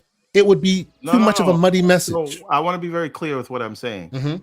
I'm not saying this device would play your console library. That's a separate discussion. I'm just saying this is a whole different thing. No, it's not even a different thing. This is just, I'm saying build this into Windows, right? Okay. So it is just, if people are playing on Windows handhelds and Windows desk PCs today, those people would get this experience, and it would ease console gamers over to the PC side because they get to carry their experience, and all their Play Anywhere games, they'll have that. The OS is the answer, or even the announcement of this idea. Sure. Is the how announcement you I agree with you. To the PlayStation. The announcement I agree with you 100%. I don't know about it being implemented like mid-gen, but just letting people know this is where we're going would quell the storm. I agree with you on that 100%. So I kind of agree with you, Kate, where you say it's be starting up a new gen, but I think we're already in muddy waters of what's a generation. What's a generation? We're in really muddy waters, so I think it's a tough one for you to really argue. Well, but let me tell you why I argue that. Let me tell you why I argue that as far as what gen, because on PC there are no gens anymore. There were no gens anymore, right? On console though, since profiles by and large are locked, right? What do you call it? Dragon's Dogma 2 is an outlier, having unlocked performance, right? Consoles are locked. That's how they do it, to give you that convenience, right? And since they are locked, it doesn't matter how much overhead they give you until the developer has to come back and reprofile for the game that's already been put out there. You don't get the benefit. And so I don't know if you heard me say it today, but I think there's a reason why Dragon's Dogma did this, and I think absolutely, we're gonna see more of this happening on console. You're going to see more unlocked frame rates. It's not something that's unheard of. It's something that's happened many it's happened before, yes. But also hold on, one more thing. I got to finish one thing. Also though, that's still on the margins. That unlocked frame rate just gets you stable frame rates. It just gets you from 45 to maybe 50 or 60, right? If you want that big monster leap you're looking for, you want things that can't scale. That's CPU complexity. That's physics. That's a lot of stuff that doesn't just go better because you now have better hardware, right? Even on PC side, because on the PC side, they leave it open so then it can scale, right? But on console, GPU resources scale, graphics scale. You can turn up the graphics higher or lower, but complexity in CPU performance, and by the way, that's what leads to locked frame rates. That's what leads to higher frame rates. So like what I mean by that in this example is this PS5 Pro being out does not mean GTA 6 now runs at 60, because that CPU is it's like 10% more. It's the difference between it's the difference between 27 frames per second and 30 frames per second. It's not the difference between 30 and 60. Because CPU cannot scale. It is what it is. You make that decision when you start development process. But please continue. Everborn, you were going to say. Yeah. No, I'm sorry. Respond. When you're saying that as well, there's more complexity to APIs in a console than there is to CPUs, I think, on a PC, and so you can lead. There's things you can do within a console and then that's when we start talking about tools. So I'll jump to that response because we'll go back to what we were saying because I was writing this down. So with this whole tool thing, I think you got to let this go, right? And me and Kay, we've had this conversation. I think we're at a point now, and I think I said I would come back to you after Forza and say, look, Forza Motorsport, if we haven't seen these guys use these tools in any successful, meaningful way, and we didn't, like at that point, then you got to assume that This is just something that we got to let go of. On that, I disagree, because just because a tree falls in the woods and you weren't there to hear it doesn't mean it didn't happen. Just because they don't use it doesn't mean it doesn't exist. Oh, I'm not saying it doesn't exist. I'm saying they're not using it. Yes, and that is definite smoke to give them. But that does not mean that if they did, it wouldn't do what we're saying it would. The question becomes, why don't they use it? Could it be too difficult? Could it be not advantageous for them? Those are all fair game. But the idea that because no tools have represented, and because of that it's not valuable, I think it's short-sighted on just the generals part of it. But I'm sorry, you were saying risk it. I'm gonna go back. This is me versus the GC, but like comparison. No, this is just me versus me. Go ahead. So Viking, I'd say you with the comparisons that so with this handheld, so the only way that this comparison would not happen is if they did somehow unlock the console and you did have access to Steam. So if that's a handheld, whatever it is, so like that's where you're going to lose comparison. That's when you're in a different market. That's when you're not competing with PlayStation. But at this current time, they are competing with PlayStation because they are in that market. We have the consoles that we have. They are as similar as they are to PlayStation 5. That's just where we are. So unless there's the drastic change that we just talked about with the response and the handheld, and who knows if there will be, well, then we got a different conversation. But right now, the conversation is always going to have PlayStation in it, and Xbox is, PlayStation's conversation is always going to have Xbox in it. That's just what's happening. Like, and it's going to happen. It just is what it is. I don't think you can take that comparison out. And I also will say this: I still think, because you mentioned ABK too, which kills me, right? But I still think that this is Xbox generation. This is their generation to lose. They haven't lost it yet. Right? They haven't lost it. And the way to win it is start bringing out the cadence, start using the tools, and fucking respond. Like, respond to, not with, oh, hey, we're going to let you down and send these 4 exclusives over, or hey, we're going to make another misstep and do something shitty, or hey, we're going to like snatch another victory from, another defeat from the jaws of victory. Like, it's time for them to start laying down the games, showing us what showing this the promise of the console. They need to respond. Now, if that needs to be another console for them to come out and say, hey, look, we messed up, and here's 60, then I'm happy to have it. If that's in 2026, that's fine. But you need to come out and make an announcement. You need to come out and do something like games, whatever it is. There must be a response. I don't think you can. And I get what you're saying, like how. So you did mention the systems, and you like the FPS boost and all that sort of stuff. That's just, but for you, that's enough, right? But for the general gaming market, as it stands, that's not enough to move the needle. And they need to move the needle, because otherwise they're going to get further and further behind. And the further and further behind they get, the further and further behind we get left. And I don't want to be getting left behind. And it seems that's what's happening with Xbox, which is hence my frustrations, hence my negativity.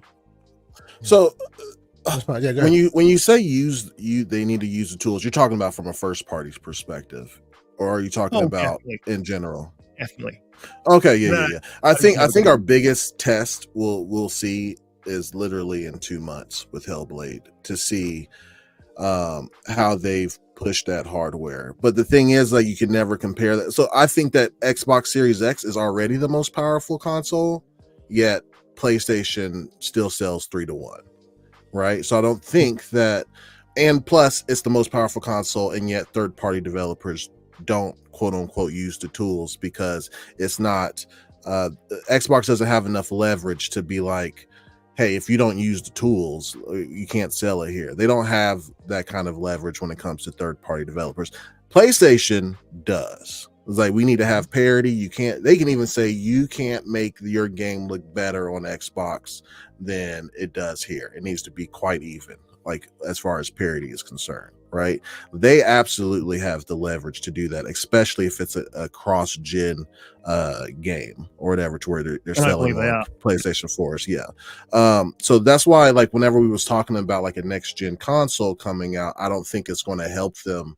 It might tickle some people's fancies. It's like, well, this is more powerful now, So like your first party games might be better by a small percentage, you know what I mean? But the rest of it is just, I don't know who it's going to be for, and if it's that much of an advanced leap in tech to where it's going to help them out more than they're already helping themselves with the current console. I do think they'll risk it.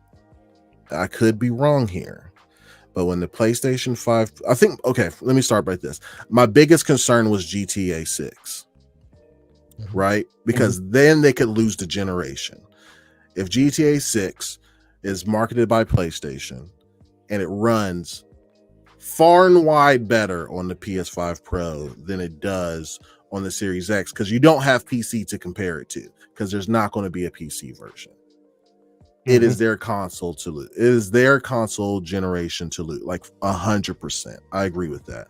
But we just heard reports that it might get pushed back to 2026, which is, I mean, it's kind of like accidental success for Xbox if they are planning to do a next gen console in 2026.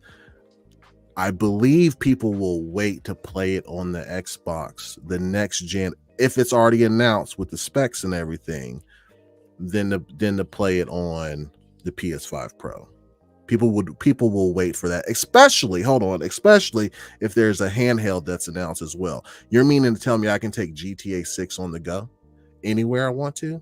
May I ask a question, sir? Yeah, go ahead. Sorry. Just a little bit of devil's advocate. Yep. If it is a handheld in 2026, those who play at home, the PS5 Pro would still be. I don't think they can do. I don't think they'll just do a handheld. I think they'll do both. In 2026? Yes. I think they'll do a next gen console and a handheld. I don't think. I don't know if we get both. Go ahead. Just add to that, it's a possibility, because I think, and just cast your mind back, Everborn, because I'm gonna back that 110%. So do you remember when everyone was saying that Jason Ronald was out and the Surface team was in? You remember that? Yeah. I don't think that was the case, but I don't think that was completely wrong either. I think they've got the Surface team in. Surface team's in, and I think they're working on one SKU, and I think Jason's working on the other. That's what I think is happening. And if that's the case, it's possible you could get both of those in 2026, or you could get one in 2025, back into 2024 even, and one in 2026. I'm hoping for the 2025, 2026 scenario, opposed to dropping both in 2026. But I think for a handheld at least, you need that Zen 5, and that doesn't come out till Q4, right? Zen 5, like on the handheld side, yeah. On the handheld side, yeah. So like earliest, I talked to somebody who's really into this stuff, and earliest you could probably get a handheld is March 2025. But I'm hoping that's something we get for the holiday of 2025. Which would be nice. That way I could double dip even better. Holiday 2025, I have my handheld. Holiday 2026, I get my next gen console. To be fair, there, Black Viking. Yeah, this is Microsoft we're talking about, and AMD is one of their biggest customers. If they say, "Hey, homie, we need this soon," you might not get the retail version, but they may give you their version before it hits retail. So the timing could still work in their favor. Just the thought there, right? Yeah. You could still get that custom chip in there, because even right now, look at the Steam Deck, right? The stuff that AMD gives them is unique among all the others, and it performs better than all the others from a TDP perspective. So Microsoft having as much resources and being as big of a customer as they are, could force AMD to push in an earlier direction. But it is an interesting thought. Yeah. All right. I want to throw some chum in the water for Risk It here. This is I threw some cold water on Vikings argument. Let me throw some chum in the water for Risk It. What about the development realities on the ground and resource constraints? So even today, we see devs complaining about having to support 2 SKUs, right? Once the PS5 Pro comes out, they will have to do the same thing on the PlayStation side. Their teams are not going to be bigger. So now if Xbox says, hey, you're going to have to now support 3 SKUs where you are, like, I feel when the PS5 Pro comes out, you got a game that has to come out by a certain date, and you got X number of employees, and you're putting this many on PlayStation and this many on Xbox. And statistically, especially if you're in Europe, it's going to sell better on the PlayStation. So who does it behoove you to put more to the developers on? And today we see games get delayed, like Baldur's Gate, like that game that nobody cares about, Entropy or whatever the hell it is, Enema, whatever that game is, right? Wow. We see those things not coming because of the extra work that they have to do on the Xbox side. Yeah. What happens when there's a third SKU on top of a second SKU that they already have to work for PlayStation? Is it practical for Xbox to put that on developers' plates who are already struggling to profile for the game now? Hear me out. Hear me out. You drop the S. Okay. Okay. We've had 4. I think what have we had? Nearly 4 years, right? Of the week of this. And look, it's a constraint. We've had this argument I don't know how many times, but it is a constraint. And yes, if you build for the Xbox, but we can have that conversation again. But we've had it many times. But you drop the S. Or you open up your parity clause and you say, look, if you don't want to develop for the S, you don't have to develop for the S, but you must develop for the X and for this until you get to the new console. And then we look at it and go from there. I think when you're saying adding a new SKU in, though, Everborn, and there's a PlayStation SKU in it, that's not much more development. It's exactly the same CPU. It's scalable. You're just talking about scalable graphics. You're not talking about adding in any new like physics or any. There's going to be nothing that's bells and whistles on. I mean, for God's sakes, the PlayStation still is basically a cross-play machine, right? They haven't really both of them are. Yeah. So realistically, I think we're sort of at a point anyway where the next machine is going to be scalable, and they're going to. I think Xbox has been smart with the Series X because I think they're going to build on that SKU for the next couple of consoles. And so everything will be quite scalable within that GDK. So I don't think you're going to have a whole lot of extra work. However, if the handheld is different, again, it could be on an ARM. We don't know what they're putting in it. Like, who knows? Then yes, you're going to have an extra SKU. But then it's how you build it, right? Is that built as a ROG Ally? People don't have an issue with developing for a ROG. People don't have an issue developing for a Steam Deck. So if you build that handheld in such a way as it's not extra development time, it's just scaling it for that PC build. To be fair, they're not building for the ROG Ally or the Steam Deck. They're just profiling for it. You don't even have to profile for it. It just runs on it. And then you, customer, can either profile yourself or they can make it easier for you by automatically getting it to the best settings that it would work for them. So but that's what's been the success of the handheld. The fact that it's just a PC that you yourself can turn all your own bells and whistles for, right? And let's be clear, in this paradigm of today, without Everborn's fabled Xbox OS, you'd still have to profile per SKU, right? You would have to make one that works specifically for that and specifically for the other thing, right? Unless like you're saying, Riskit, they come with a new method that is far more PC-like, where it just, hey, it's the hardware, you're paying for the hardware, and the hardware determines your performance, which is what PC is today. That might still lead to a lot more work for developers. That's what I'm saying. I mean, it could do, but it just depends on how they develop this. If they have put it into that PC market, then it's not profiling for another SKU. It's just a simple, we're releasing a game and it works here with the Xbox OS on it. Like, that could be what they're doing. There is licensing constraints, we know that, but like, maybe they've solved those licensing constraints to a certain point. Maybe you lose a lot of back compat, but I think anything they have licensed with the FPS boost. So they already know where they can go to get this done. So I don't know, man. Let's change this conversation around a little bit, because I think that a lot of this came out because of what has been reported about the PS5 and what potential benchmarks it would hit and all of this. So I'll ask you first, Riskit. Do you foresee, like, we live in the world where this holiday season the PS5 Pro comes out? Do you foresee that the PS5 Pro is such a high benchmark that it's like we're talking 30 frames to 60? Well, you can't foresee that. That looking at the specs, no. But then looking at I don't know what this AI and ML integration is. Oh, you mean the pisser? The pisser. Right? We don't know what that is. Yeah. We don't know what's going on there. We don't know how well that works. So there's a lot of unknowns. There's too many unknowns to say that. But I would say this. What would be the point of releasing a console that you didn't believe, a mid-gen refresh, that you didn't believe would do that? Unless the ray tracing in this thing is at another level, at such a level that that's your thing.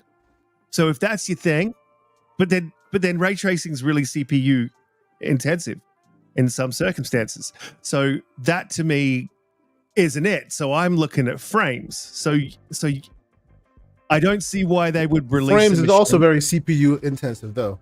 Frames is, but continue. Yeah. I don't see why you would release a machine that can't give you a meaningful uplift. What would be the point of that? I mean, why would they release a Portal? Or there you go, you said it. They did the same shit. You know what I mean? Like, they just want that money. It's like, let's just make this look fancy and on paper, and then the ponies will come, as they say. So yeah. Well, okay, yeah. So Black. Okay, go ahead. They are stupid. You're right. But Black Viking, what are your thoughts? Do you think this is a substantive enough, based on what we've seen, and obviously there's a lot of unknowns there. Like as Risk is pointing out, the Pissa is out there. We don't know what the Pissa will bring. Right. But in general, do you foresee a world where, hey, now everyone uses the PS5 Pro as the benchmark? Hey, this is what you have to hit. Where do you think this will fall this Christmas season? Yeah. This will just give you probably a little bit better resolution on some things, more stable frame rates, more than likely. I think whenever I first saw the stats and I saw like the teraflops and the memory, the internal memory and all that stuff, I was like, damn, this could be pretty beastly. But then that CPU being just boosted 10%, which is pretty much on par with the Series X, I was like, yeah, this is not really going to do anything, to be honest. With more stable frame rates, probably better resolution, it'll help games like Final Fantasy VII Rebirth, right, to where like their performance mode looks not the best, right, but it'll be able to probably up the resolution a little bit on that performance mode, or bring the quality mode to 40 FPS versus 30. But just looking at it, I don't think it's worth it. Like, I'm usually an early adapter to most technology, and given that they're coming out with this thing with no first party support, I guess you would say, like Wolverine probably comes out mid next year or sometime. I don't see the point in it, to be honest. I would say go ahead. Okay, so I would probably agree with that. Do they have a trick up the sleeve? So that's why I'm still unsure as to what this thing's going to be able to do. Because what's the pisser? What's the trick up the sleeve? I want to see what they've got, in the hat. What rabbit is it? What are they pulling out here? Is it like an old crusty? Their trick was like GTA 6. That was their trick. So, but that rabbit might be dead now. Wow, the analogies are amazing. So maybe what's the games that we're talking about here, like that was struggling. So maybe a Cyberpunk comes out and they lock 60 and the Series X is struggling, sitting around 55. It's dropping to 50. It's unstable, right? Doesn't look good. Digital Foundry, but doesn't exactly sell systems. So I would agree with that. So if we're thinking, and I would agree with you guys' assessment, but again, I'm still not sure what the rabbit is in the hat, and I'm interested to see. But Mortal, I take that point, 110%. They'll buy anything. Can we agree? Can we agree that the response should at the very least be a heavy cadence of first-party games, using the tools and showing the power of the Series X? If they do that, that is a response, a meaningful response that I think that we could both agree is enough to get them through to 2026 and then just stomp a new console down. Yeah, I would like to revisit this conversation probably after Hellblade and after the showcase this summer. Then we'll be able to find out. We'll probably get more dates during the summer for Indiana Jones and Avowed and all these other games. Plus, we'll get future announcements for games that are coming in 2025. This would be a very book it on your calendar, Kay Asante. Let's revisit this July, August time frame, and we'll see where we're at, because I do believe that it matters where the games are. That's always been the argument. Nintendo Switch is about innovation and about IPs, right? That's why they sell like crazy. It's a handheld, it's mobile, you can dock it. It's that innovation portion plus their IP. PlayStation, my brother Black Skeleton calls it the Clout Station 5 because they had so much good stuff for the PlayStation 4, right? And then they were using that clout with the PlayStation 5 generation, but it hasn't really blown into fruition about the games that are coming out for this gen. It's been very un-PlayStation-y, I guess you would say, for this generation, right? Hit or miss, it's been, right. But whenever Xbox comes out with, first of all, Game Pass, great value. It's really hard to sell value to people. It's not sexy enough, but us gamers know like there's great value in it, especially with all the ABK stuff that's going to be down the pipeline, all first-party games that are going to come down the pipeline day one in the Game Pass, having great third-party support with games that are dropping in, and having a cadence. People might just look at us like, hold on. They got Hellblade. All the Call of Duties are in there. Diablo's in there. I get perks with Riot games on PC. Frostpunk and Aura are on PC as well. I have Play Anywhere. We have Indiana Jones. They have Avowed. All these games towards the end of the year, right? There might be a completely different conversation because the PlayStation 5 Pro will drop and it will be the same. They'll be in the same situation while Xbox Series X and S have all these great games to play. Like, yes, you can tout your frames for a game that you played in February. However, I'm playing the new shit, right? Like, and you don't have that. So I think that should be their response, is have a, like you said, great cadence with games and market the shit out of it. You know what I mean? So risk it question. So since I've heard you, what you're talking about, and by the way, I see people in the chat. Thank you so much. 360 some odd people here. Please hit that like button. We appreciate y'all. You're loving the talk. Don't forget, follow these gentlemen on their respective channels. Follow them on social. These debates happen all the time. Now you're just getting a small piece of that. So risk it. I want question. Go ahead, everyone. If I may, just something to consider before we move on to the next question. How much? Because I don't see any charts that are comparing these things.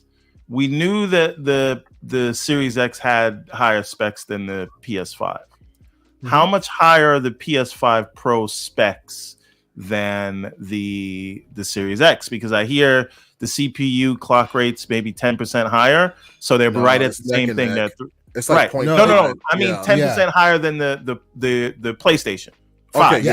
Yes. So now they are both. It's like 0.5 compared to the Series X. Right. Yes. So they're both 3.8 gigahertz. Right. So that's very similar. So now we get to the T flops, which I heard that you can't really count them as 33. You have to you have to cut that in half, so it's kind of like 16 versus 12. Is that whatever T-flops do, right? There you go. There you go. The memory bandwidth is I think 320 on the Xbox. I don't know what it is on the PS5 Pro. PS5 Pro specs are right.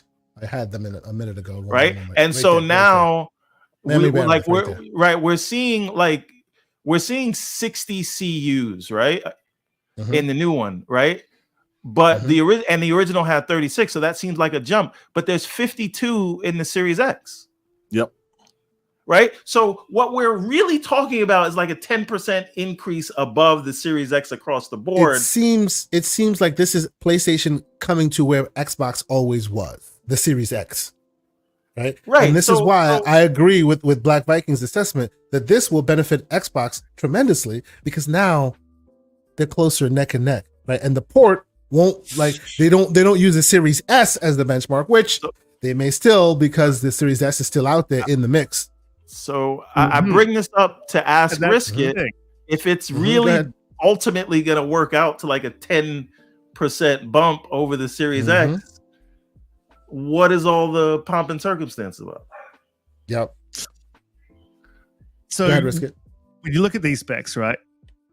What it tells me is when you've got your third parties and you get, and this is my concern because it doesn't look good, and not just the hardcores watch Digital Foundry. A lot of casuals, a lot of people watching Digital Foundry videos, and most of them won't see that shit in the game. And if Digital Foundry never did a video, never existed, they'd never know the difference. But Digital Foundry will do the videos when this thing drops. You'll see your third parties perform better on PlayStation consistently. Not like we've seen this generation where it's been, one slug on this side, couple of slugs on this side, one slug on this side, resolution better on this side, frame rate better on this side, and then they switch on the next one, and then draw distance better on this one, and like just the little tiny differences. I think we'll see a lock frame rate with resolution matching, and that just does not look good. But if you are if at the same time you're then releasing first party Cadence, which is, again, my concern, because we keep hearing about Cadence. We've had a dry first half of the year again. Like, and this just after they bought ABK and could have dropped, instead of dropping all the games from ABK into Game Pass, they dropped 4 games on PlayStation. Like, what the fuck is that? Like, okay. Let's be clear though. That one. The reason why that's not just easily yet drop it all in Game Pass is because most of those games were never on the Windows PC store in the first place. So each of them must be ported to the store. That's why you haven't seen it yet. It's individual work for a long time. The huger the library, the longer the work. In the Bethesda instance, they were always there. So you just kind of bundled them up and hit the button and they're all there. There's a big difference. Absolutely, but you've still got a console, and there is still some of those games that do exist on PC. So the excuse that to me is not it. Like you've dropped one game since you've acquired ABK, and you've managed to drop 4 games on PlayStation. Like that math is not mathing and does not look good. And Xbox keeps doing things that do not look good for them. So yeah, we agree on that one. What I'm saying is, if they can respond by giving us first party Cadence, then they may be able to offset this until 2026. I can completely agree with that. But there still needs to be a response. They still need to market the shit out of this console. This console they have now. And maybe part of the response is dropping the parity. And I was against that. For the Series S owners, but maybe now's the time to because if they don't drop that parity, you're not going to see. I still don't think you're going to see the X shine, because we know that they don't build for the X first. They build for PlayStation. And what's your coffee analogy? You go one way down the street and it's pretty hard to come back the other way, right? So again... But isn't the solution then to entice them to go to you first? Then the Series S has no problem with any of it. Well, this is true, but then how do you entice them? There's the question. Everborn, you were going to say. Unfortunately, I'm not saying this is what I want. I think they should respond with an OS. But I'm just gonna do the prediction game real quick, right? Okay, let's go. You all want to know how Xbox is gonna respond to the PS5 Pro? Put on the hat. Let's go. They're going to respond by not responding and probably sometime in 2025 porting more games to the PS5. And I mean, you know I'm right. No. So we're having this whole debate, and the response will be more games on the PS5. And they're probably listen. Gears collection only on PlayStation 5 Pro. Yeah. I was gonna say something else, but I'm not gonna say it. Yeah, don't do that. Don't do that. I know where you're going. Don't do that. Don't do that. But I just think the response is gonna be a rake that they're gonna repeatedly step on, and sour people even more on why they're even in that business. What they need to start doing is watching shows like this one, shows like yours, and shows like mine, so that they start to get a feel like this is what these guys want. Well, let's start doing what they want. That unbelievable. Maybe that'll make us money. Yeah, I probably agree. I would agree with that, but I have to be very cautious these days about what I say. But I would agree with that. And not in a negative way, in a positive, happy way, and that'll be a good thing. But yeah, look, guys, I got to get out. I got to get out of here. It's late here, and I got to get up for work tomorrow, so I'm going to be dragging. Before you get out of here, Sycamore 007 with a $10 super chat. He says, "I'm hyped. Risk it and Lord Viking, let's go." Of course, hopefully, they gave you some of that slander you came here to see. We appreciate you for your super chat. Thank you so much. 30 below, $5 super chat. He says, "I support the devs. RE5, RE Village Gold Edition, $20. Alan Wake Remastered, $10. Yeah, support the devs by saving some money, bro. Do that. Don't take anything else ridiculous. But you know what? Ladies and gentlemen, we will continue, but we must give this man his proper outro. Bro, you have been a champion. You've been a trooper. I know we're peppering you with questions, this and that. And you know what? By and large, listening to you talking, what your thoughts on the matter is, I pretty much agree with all the takes, man. I agree with you. They need to do more, but how they thread that needle will be super interesting to see. More people should be checking out the Infinite podcast. Risky for the Biscuit, please. Thank you for being here. Tell the fine people where they can keep up with all of your slander. Yeah, I'll just drop the link in the description so you can just jump down in the chat, so you guys can just jump over there and subscribe after the show if you want to. We go live 8 p.m. EST every Friday, and you can find me on Twitter. You'll see me around. Riskit4TB. You'll see me. And of course, all his information will be in the show notes when we post this thing. Please do yourself a favor. Required viewing. Everborn, yes. No, I just wanted to thank Riskit for coming, and we'll continue the conversation with Viking. And there is another more serious conversation I'd like to have with Riskit about certain things that are going on in the gaming community. I was hoping we could have got to that today, but it doesn't seem like we will. But maybe we can have Riskit back, and we can have discussions about consulting companies. Oh boy.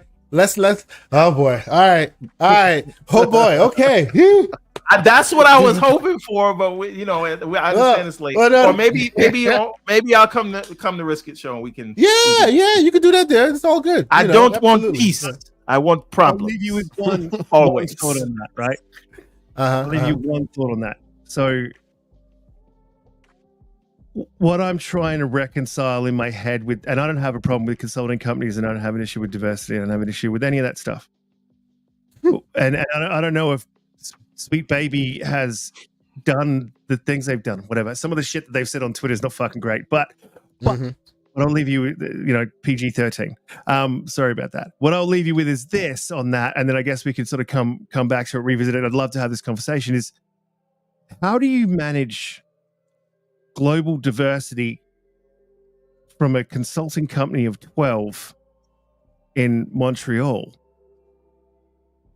I don't understand. If you want true diversity in gaming, and I'm talking, from Egyptian to Canadian to African to European to just all that diversity and what comes with it, how do you manage that with 12 people from either America or Canada in Montreal? Like, So doesn't make any sense to me. Like, I think you need a contracting firm where you reach out to experts in that field or that culture to help you bring that diversity in, the realism of that diversity into your character. And I guess my other thing is, be you black, white, purple, blue polka dotted, everyone is an individual. And so there's things that culturally that makes sense. Like, I couldn't imagine an Indian guy telling their dad to shut the fuck up, right?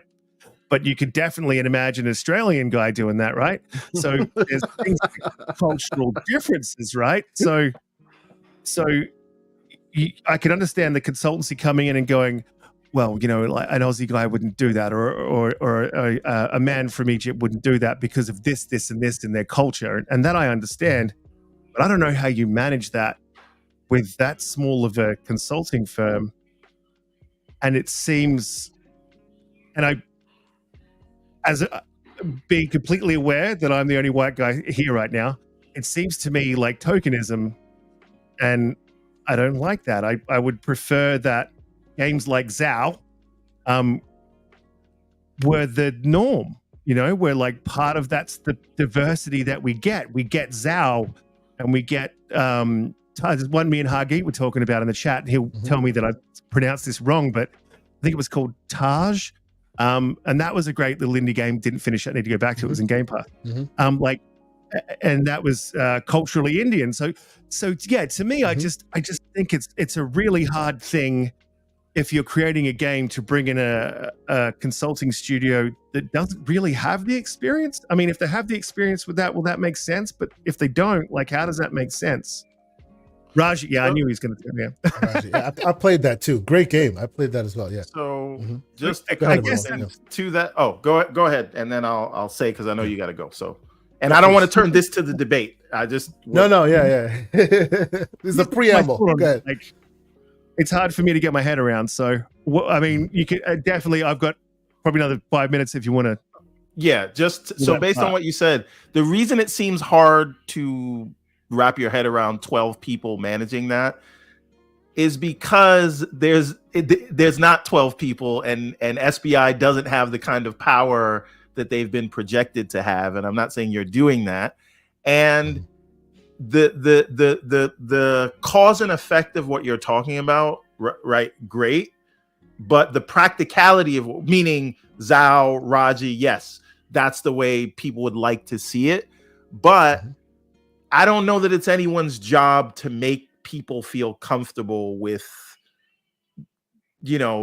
seeing other people, right? Like being diverse. And I'm not saying you're uncomfortable, but I'm saying I hear a lot of, we want diversity done right. And my thing is, it's not for anyone to say that. And secondly, what we're like, ZOW and the game that Hargeet mentioned are great examples. But what that says without saying is, let's relegate you brown folk to the indie games, and we will keep the traditional big AAA. And I'm not saying you're saying that, and I'm not saying that's your intentions. Yeah, that's but what I'm saying is the downstream effect of that is status quo stays status quo. AAA games stay by the same group of people who make it, and you guys can stay here at the bottom. And what sort of hierarchy does that create? And we have to consider those things when we talk about that thing. That's why I'll never say, like, and again, what I think we are all looking for is just good writing, right? Yeah. But I don't define bad writing. I would say not just good writing, but authenticity. Yes. Something that's authentic, because but that's only regulated to us to the diversity angle, right? Because there's plenty of horrible games with writing issues and authenticity issues that are completely white. and nobody complains about that. However, black people, if black person's in a story, gay person's in a story, you can have it, but it has to be good. And that's that's what I don't want to happen. Like, we can't, it's, first of all, good subjective, right? And I don't want that conversation to go that route, like only if it's good, right? Because we don't know, there's going to be good and bad no matter what aspect of diversity or not diversity that's in video games. You know what I mean? Yeah, and to that point, really pretty nuanced to say. Can I just quickly respond to that real quick? Yeah, pretty nuanced to say, because you do want it to be good. Yeah, for sure. Because there is a lack of diversity, and traditionally and historically we have seen that, right? So, and not just a lack of diversity insofar as color of skin, but a lack of diversity. Like, if you guys don't know, storytelling and all of that, right? Yeah, my son is bi. So when I say like Zao and are good games, I would, I mean, you can't consider Zao, I suppose, a AAA, but I would say pretty close. To me, Prince of Persia was AAA, and I would say Zao's pretty much the same. So I'm not relegating it to. That's not my intention, but I would say I would like to see bigger games in that vein, like told by diverse sets of people that aren't brought in to add diversity to a game that didn't have enough.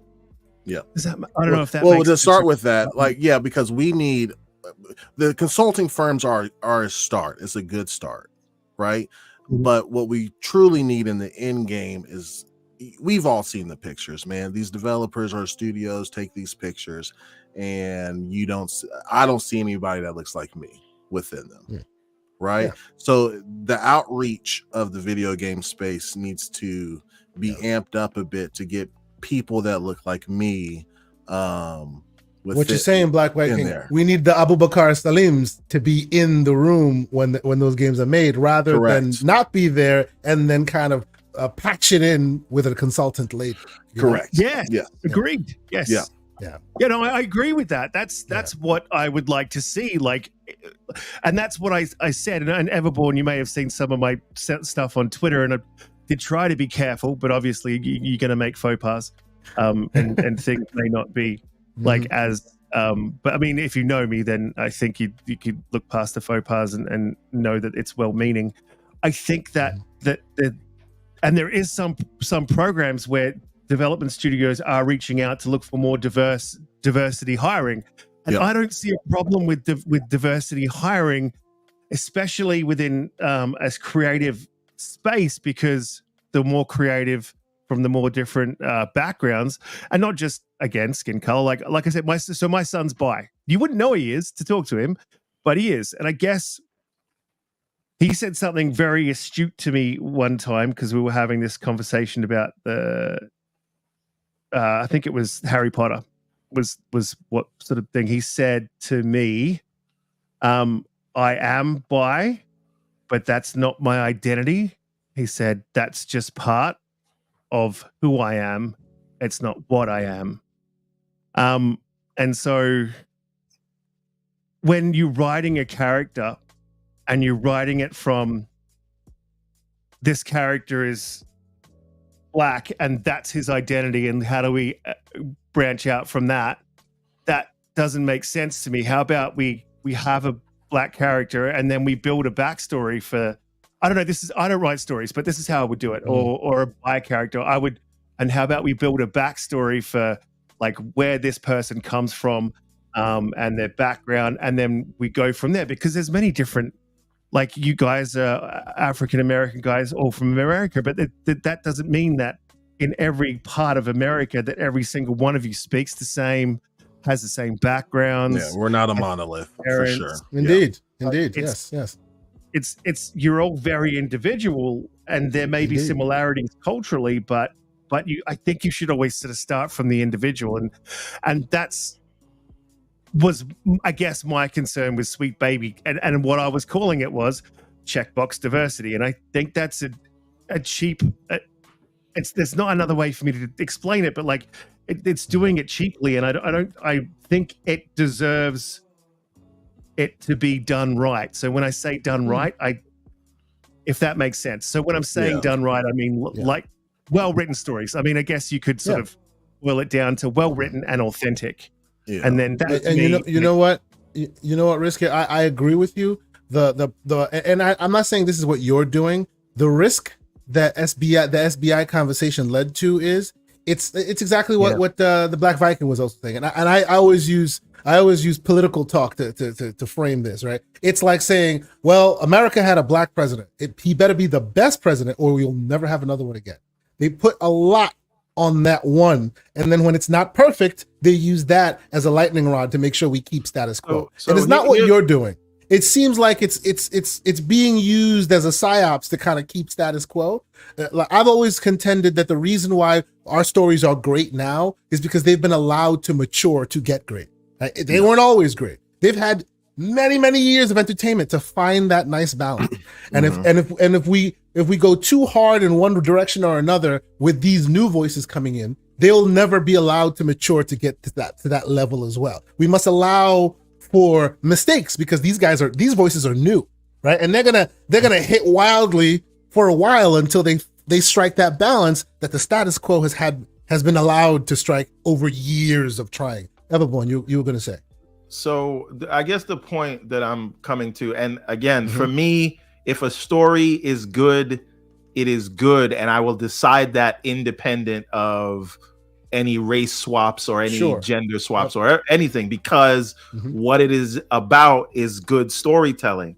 My issue is bad video game plots, bad movies, bad TV, bad writing happens all the time. When it's done by predominantly white people, we don't say it's bad because they're white. That's just not something we do. We call it for what it is, and we say that's status quo. Writing, right? Yeah, that's status quo. But what it feels like the conversation has devolved to, and yes, there are well-meaning people in here. Yes, there are people that are absolutely like, that's not their intention. They're just calling out the bad writing. But the problem is what I'm not interested in doing, right? Like I'm interested in talking about, this is the plot. This is why it was bad. This is why it wouldn't work. I can do that without telling you what the race or whatever of a character is. I can just tell you this doesn't work because the verisimilitude was broken. Like they broke kayfabe if you're watching wrestling, right? They're not telling a proper story that makes sense in the world that they created. I think that if you really cared about storytelling, you could break it down at that level. But too much of what I'm hearing is it's bad because of DEI. It's bad because SBI. It's bad because of this, the CIA and BlackRock and all of this ESG, all these acronyms. It's bad because of some acronym, right? Yeah. But what's interesting, Everborn, is they can never, ever, ever point to exactly what SBI did within a video game. They just take the worst parts of a video game that they didn't like and then point it in their direction. Like, well, it must be them. Yes. And a lot of the issue with this stuff is like people have an unconscious assumption when they hear ESG and DEI and whatever else. There's an unconscious assumption that the people in that room are not qualified to be there. When you see a silver-haired maverick, if you catch the meaning of my reference, right? You see a Matt Booty in a room, and you just see he must belong there because he's a gray-haired white man. He must have the qualifications. We don't question it, and a lot of those people will fail upwards, and it just is what it is. They were charismatic. We assume that. So it is this assumption that, like, here's the thing: any job you go into, there are a million people who are qualified and a lot of people who are unqualified that don't get the job, and that has nothing to do with race. If I have a position, I'm hiring for a role, and 50 people apply, and 10 of those people would be perfect for it, I'm gonna pick one. What if 10 times out of 10 times I always pick the white guy, and I do that for 100 years straight? right? This it had is why nothing we need consultants. And guess what? I ignored a lot of the well-qualified white people, because you're only in this door because you're qualified, right? Because you've met the training standards of whatever we set, because you have the proper degrees, because you wouldn't be here if it wasn't for that. And so when you talk about these things, it is only saying, hey, you have a lot of qualified candidates. You can't hire all of them, but let's at least try to say that of those well-qualified candidates, your work population matches the population of the country and the people you're trying to country, people yeah, absolutely. Right, but so you know what, gentlemen, these people are only there because they're not qualified is what grinds my gears the most. If you hate bad storytelling, like I hate bad storytelling, tell me why without bringing up the race of the characters. Because people say so many times, I don't care about race, I don't see race. Why do you see race when it's a bad script then? If you don't see race, why do you see race if it's a race swap? If you don't see race, so yes, risk it. We'll let you have the last word. Go ahead. I'm not coming at you. I'm just making in general. Yes. So I don't want to. That's not what my thing is the most of the reason that I've been careful about what I've said is not because of the race thing, is because I actually don't know. Like you raised a really good point. I actually don't know what effect they had on the game, so I don't know what they did. And I think in some circumstances, like Spider-Man 2, I could point to that game and say I think I can see some of the effects. I think I can see, Mary Jane was like, took a punch from Venom. I'm like, you see that chin? She could take a punch. Yeah. Stop it, bro. No, that's not. Sorry. Just try to lighten the mood. I think in some games, you can see an effect, but there's like on the majority of that, and I haven't even seen the list. I haven't even looked at it. But I would say on the majority of that list, you wouldn't even know, and I would agree that you wouldn't even know. So you've got to be very careful about what you're saying. And I guess I would go back to, again, I'm not assuming that they're unqualified. But what I'm saying is they're undertaking a massive job, right? That's good. They're undertaking this is a massive undertaking for such a small consultancy. I don't see how they can be effective. And so whether or not they're qualified, I think they're a little bit doomed to, not doomed to fail, but I can't think of another way to say it. I think they're a little bit doomed to fail. I think you really need to start bringing in diversity into the studios themselves, because I don't see... I agree.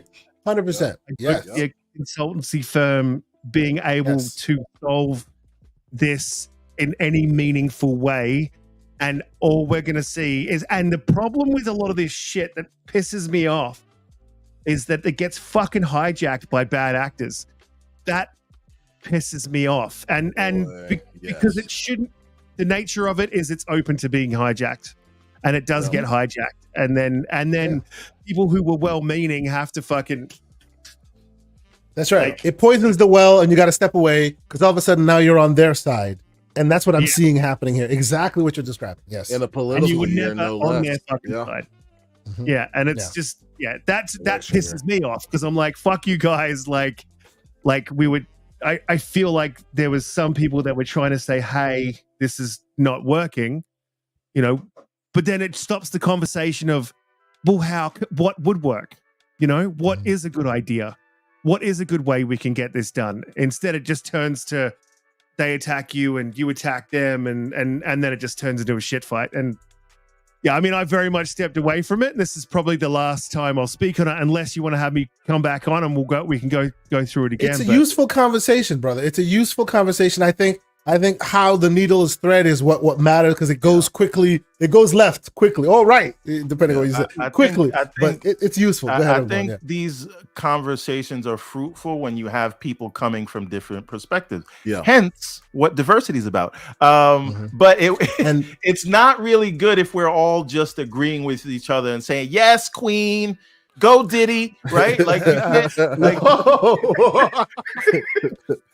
like damn. Like it is. I think people get more out of it if you can have people articulate their points without yelling at each other and hearing each other out. At least people who respect each other instead of the nonsense that we see, the screaming into the void. So what does Hargeet say? Yeah, so this is a very good point, because as the non-African American in the room, the man makes my point. Everborn Saga, I have to point out that you are looking at this at the world from a very US-centric view. If I went to India, to Nigeria, do you think they hire an Indian guy every time? You're stuck in your world now. But I'm also stuck in where most of the AAA game development is, and so if that's what we are talking about, point me to a AAA studio in Nigeria. Sure. But right? As a matter of fact, are the big publishers funding or acquiring those Nigerian studios? Because they exist. say they are, but we haven't really seen it materialize in a big way just yet. But of course, game development takes some time. They've said that like a year ago. Maybe in the next 5-6 years, we start seeing a big dearth of that. We don't know. But I will say real quick, Everborn, what he's describing, Hargeet, this is what justifies a lot of the consultants around. Like, do you think the kind of California dudes that are sucker punched all moved to Japan for the length of time for Ghost of Tsushima? No, they needed some help. That's where the consultants have, right? Yep. And if you don't, and you will always need that, because you won't be able to pick yourself up and go all the way there to wherever you're going to tell the story, unless you go and hire a person from that. And that's also not necessarily achievable every time. I agree that it's more nuanced. Wait a minute, Hargeet. Sir, my friend. He says open a AAA studio in Nigeria. Where's the VC funding going to come from? But before we continue, we let Riskit. Riskit's been here for far too long, sir. He needs to get some sleep. I'm sorry. Go ahead. We can give Riskit. Thank you, Riskit. You have been amazing on this show. I expected you to be. You always are. I appreciate you, brother. I love the debate. You always keep it above board. None of this ridiculousness. Let no one on them Twitter streets get you down, because I think you are necessary in this environment. Thank you for being here, sir. We'll put all your stuff in the show notes when it posts live, and hopefully we'll get you on here again, or you'll see us on your stuff soon. So thank you so much for being here, brother. Awesome, man. Thanks for having me through. It was a good conversation. I'll see you guys in the next one. All right, peace out. Have a good night. Thank you, sir. Hargeet says he wants to get in. Hargeet wants to get in? Yeah. Hargeet can get in. Oh, of course. Hey, yo. Pause. Hey, yo. Big pause. What are you talking about? But you guys have brought up a lot of good points too, man. I'll wait until No, keep talking. I'll send him a message. Yeah. All right. Yeah, because like what I don't want to happen, I've talked about this on my show. The reason why this conversation is so important to have is because this is already bleeding into other consultancy firms. So like if other consultancy firms are getting everything's going to be compared to Sweet Baby Inc. Everything. Yep. You know what I mean? And then it all goes by the wayside and people have to do stuff in secret and all that other stuff. Like we need to explain to people why consultancy firms are important, why we shouldn't have that straw man of, well, if it's good, I'm okay with it. But you guys have made some good points on all that, But okay, yeah, so, I just sent Hargeet the message. Go ahead, everyone. You were saying. Yeah, I don't want us to be here till 2:00 though. So when no. When Hargeet comes, we will talk until he gets that. here. Let's go through the other topics, and we can circle back. So until he gets here, what I did want to do, which is kind of a side tangent to this conversation, is talk about some games.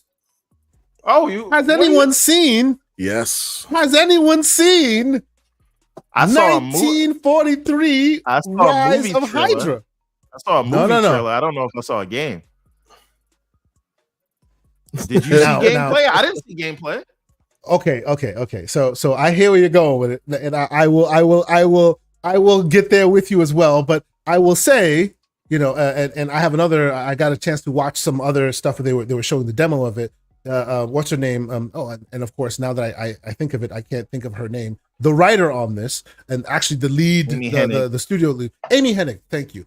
Basically, came out and said, "No smoke and mirrors."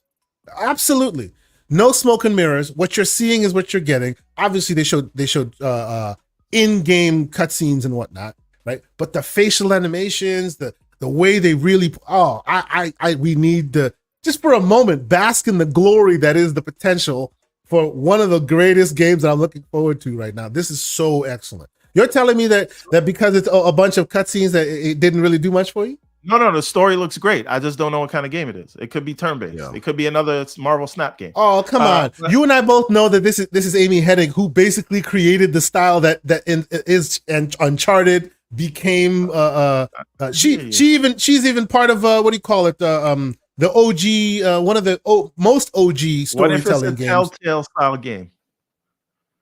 One thing she talked about in her and when she's talking about it, she said that the completion rates on games are like 50% or whatever, these kind of games, and she wants to bring it higher. So that tells me that we're going to get walking simulator vibes, and it's going to be really about telling you a story less than it is about but we'll see.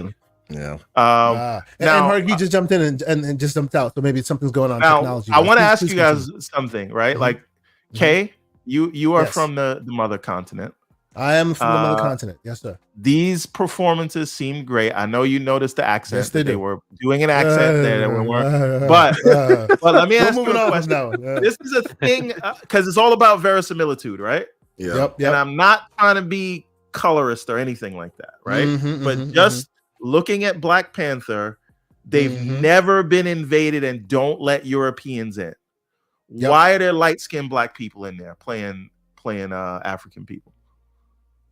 Oh, now we have problems with diversity? No. I'm not. I'm just saying. It is something that I was like. I'm not mad at it. I'm looking for a good story. I'm just saying. See, look. It's something Everborn.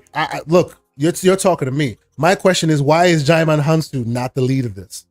That too. Just a thought. Yeah. That too. That's me. To say, we need consultants. We need to teach them how to have African accents. Why is Jaiman Hansu not the lead? By the way, the story looks great, and I'm not mad at it. It does. I just want you to tell me a good story. I'm just pointing out something. I'm pointing out a niggle. Yes. And you will get no disagreement from me, sir. You'll get no disagreement.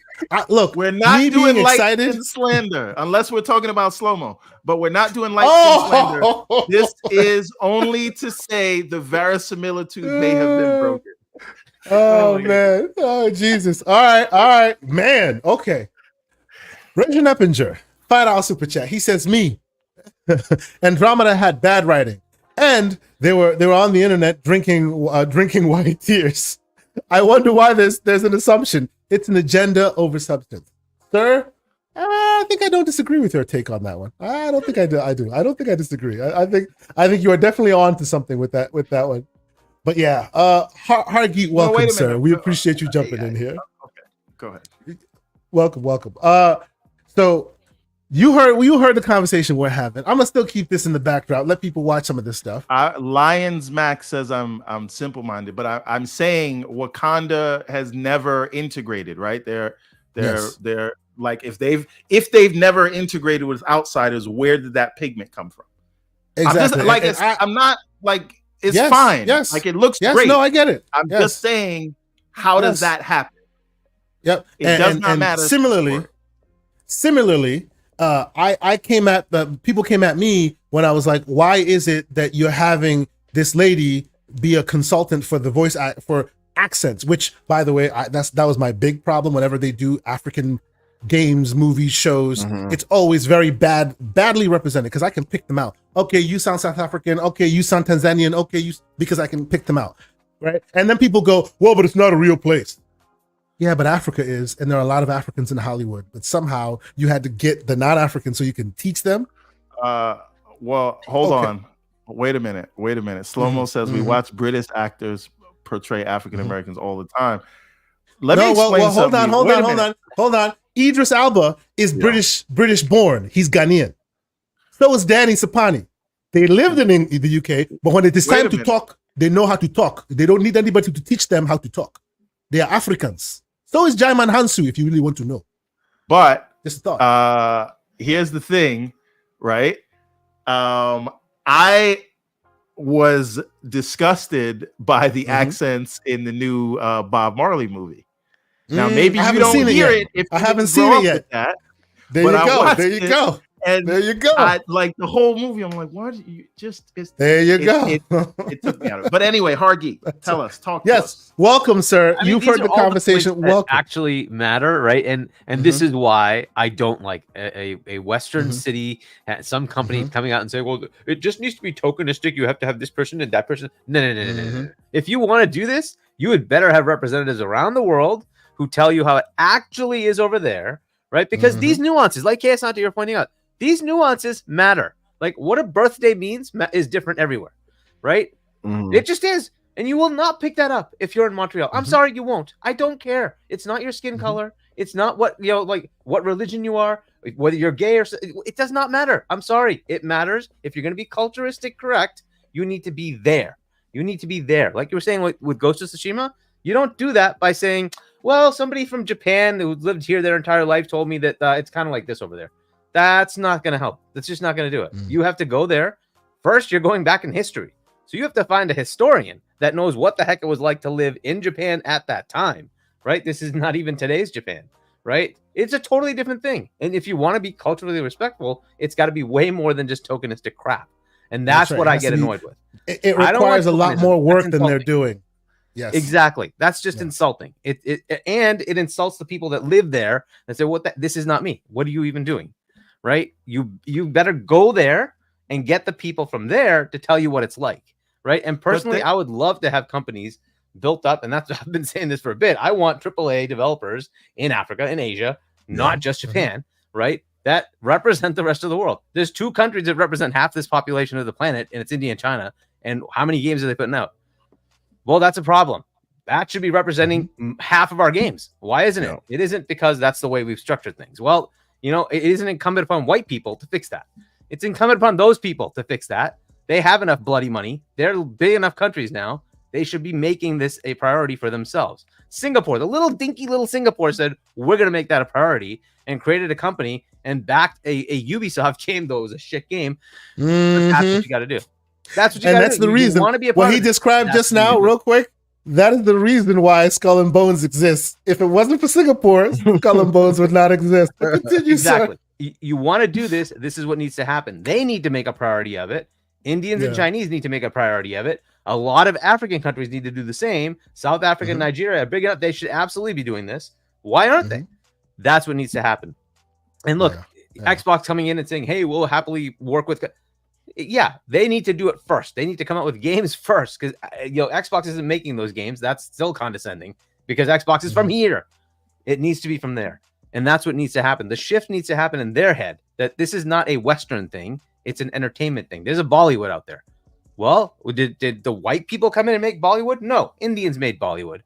Every country has their own cinema. Why? Because they needed to do it to represent themselves. That's what needs to happen here too. And we should be more open to seeing those things happen, pushing for those things to happen, instead of saying we need white people to go tell the other white people how it is to live in other countries in the world.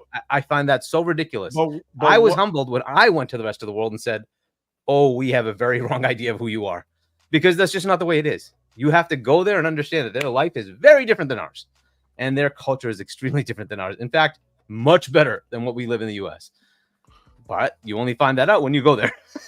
Me represent. I do not represent India. I do not. They tell me about this holiday and this festival, and they're like, well, I don't even know what that is, right? And even though I've lived there for a few years, I still have no idea, right? I do not represent India because I'm a U.S. guy. I'll tell them what MLK is.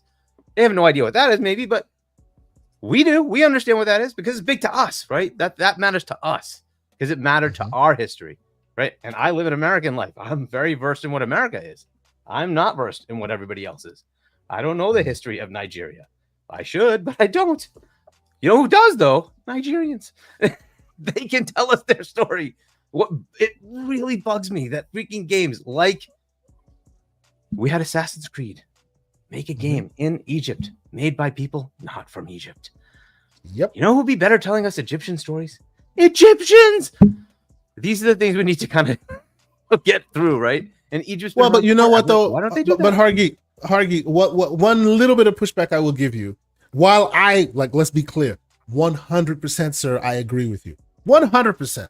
They all need to be there and represent themselves, and that's where you get the authentic vision. I get that. Yep. But we all know we live in a world where the concentrated power and the concentrated money is in one direction versus another direction, and that's eventually going to hopefully work itself out, right? So it doesn't make dollars. It doesn't make sense. You will get more of this stuff coming from your Marvel, coming from your Disney, coming from your Microsoft, your PlayStation, which have focus in these power hubs, right?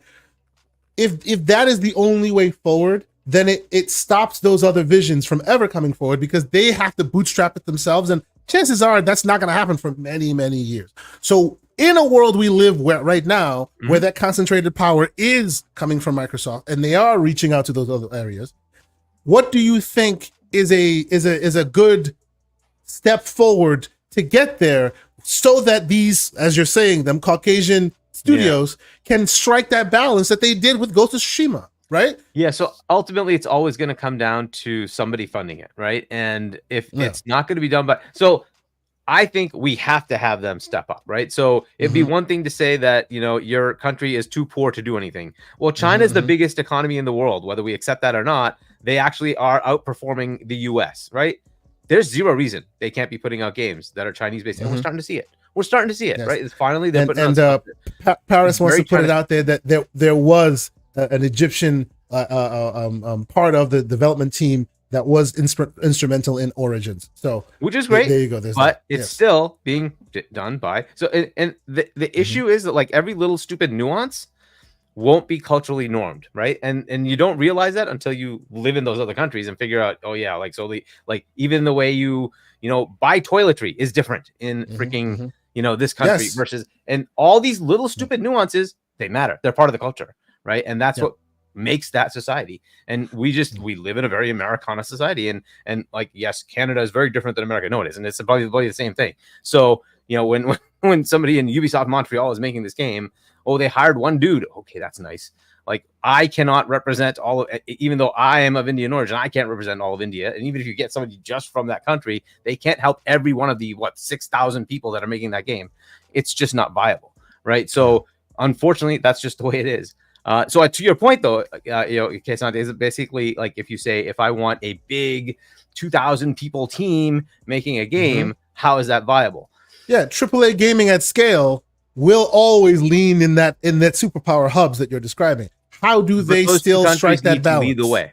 They need to lead the way in the East, and the two countries are India and China because they have the money now. China has a lot of money, and look, Tencent's the top freaking gaming publisher. It is, right? The top revenue of all gaming is freaking Tencent. That's a Chinese company. It's incumbent upon them to bring China to the rest of the world. That's what they need to do. And they're starting to do it slowly, but that's what needs to happen. They need to go fund AAA games designed and built in China by Chinese people to tell you their stories, right? India's right there in the top, 5, 10 economies in the world. When you say they, do you mean the banks or the government, or when you say they need in China, the government is the bank, right? It doesn't matter. It's communist. So everything is owned by the government anyway. So that's just the way it is. But it's Chinese, Communist Party has to say, we want to do this, and they will do it. Tencent can say, this is what we plan to do. Government, do you agree? And they will do it, right? It's just kind of, that's the world that they live in. So whatever. So that's kind of how that works there. In India, yes, it would be more open. It's a little bit socialistic, but they've opened their markets. So it is pretty much open. So somebody could come up and say, hey, I have enough money. They have several billionaires. They could say, I have enough money. I want to open my game company and make a game. They have money. They have it. They have the ability to do it. It's up to them, right? Everborn, you were going to reply. What were you going to say, sir? For quite some time, yes. The thing is, I completely get what you are saying. And I don't know that we have to say, if you're making a thing about X, you have to be X, but you have to authentically represent that thing. And if you don't have the chops, if you didn't live there, if you don't know it, then you need people who do to at least inform certain things, right? So if you are a QA tester and you're making a game about Egypt, you don't need to be Egyptian, right? Like, Yep, but if the part of the story that people see, yes, you do. But to your opening salvo, I would say, you know what? Yes, I am taking an American perspective, because if we look at the major studios and publishers in the United States, what is the demographic makeup of those? And how do they look at high level, at the decision-making level, at the writer level, right?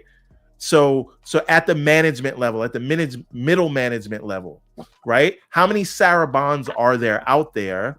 And so I know that African Americans, Black people, I don't like to say African American because that implies that we're somehow not American, but Black people are something like 13% of the population.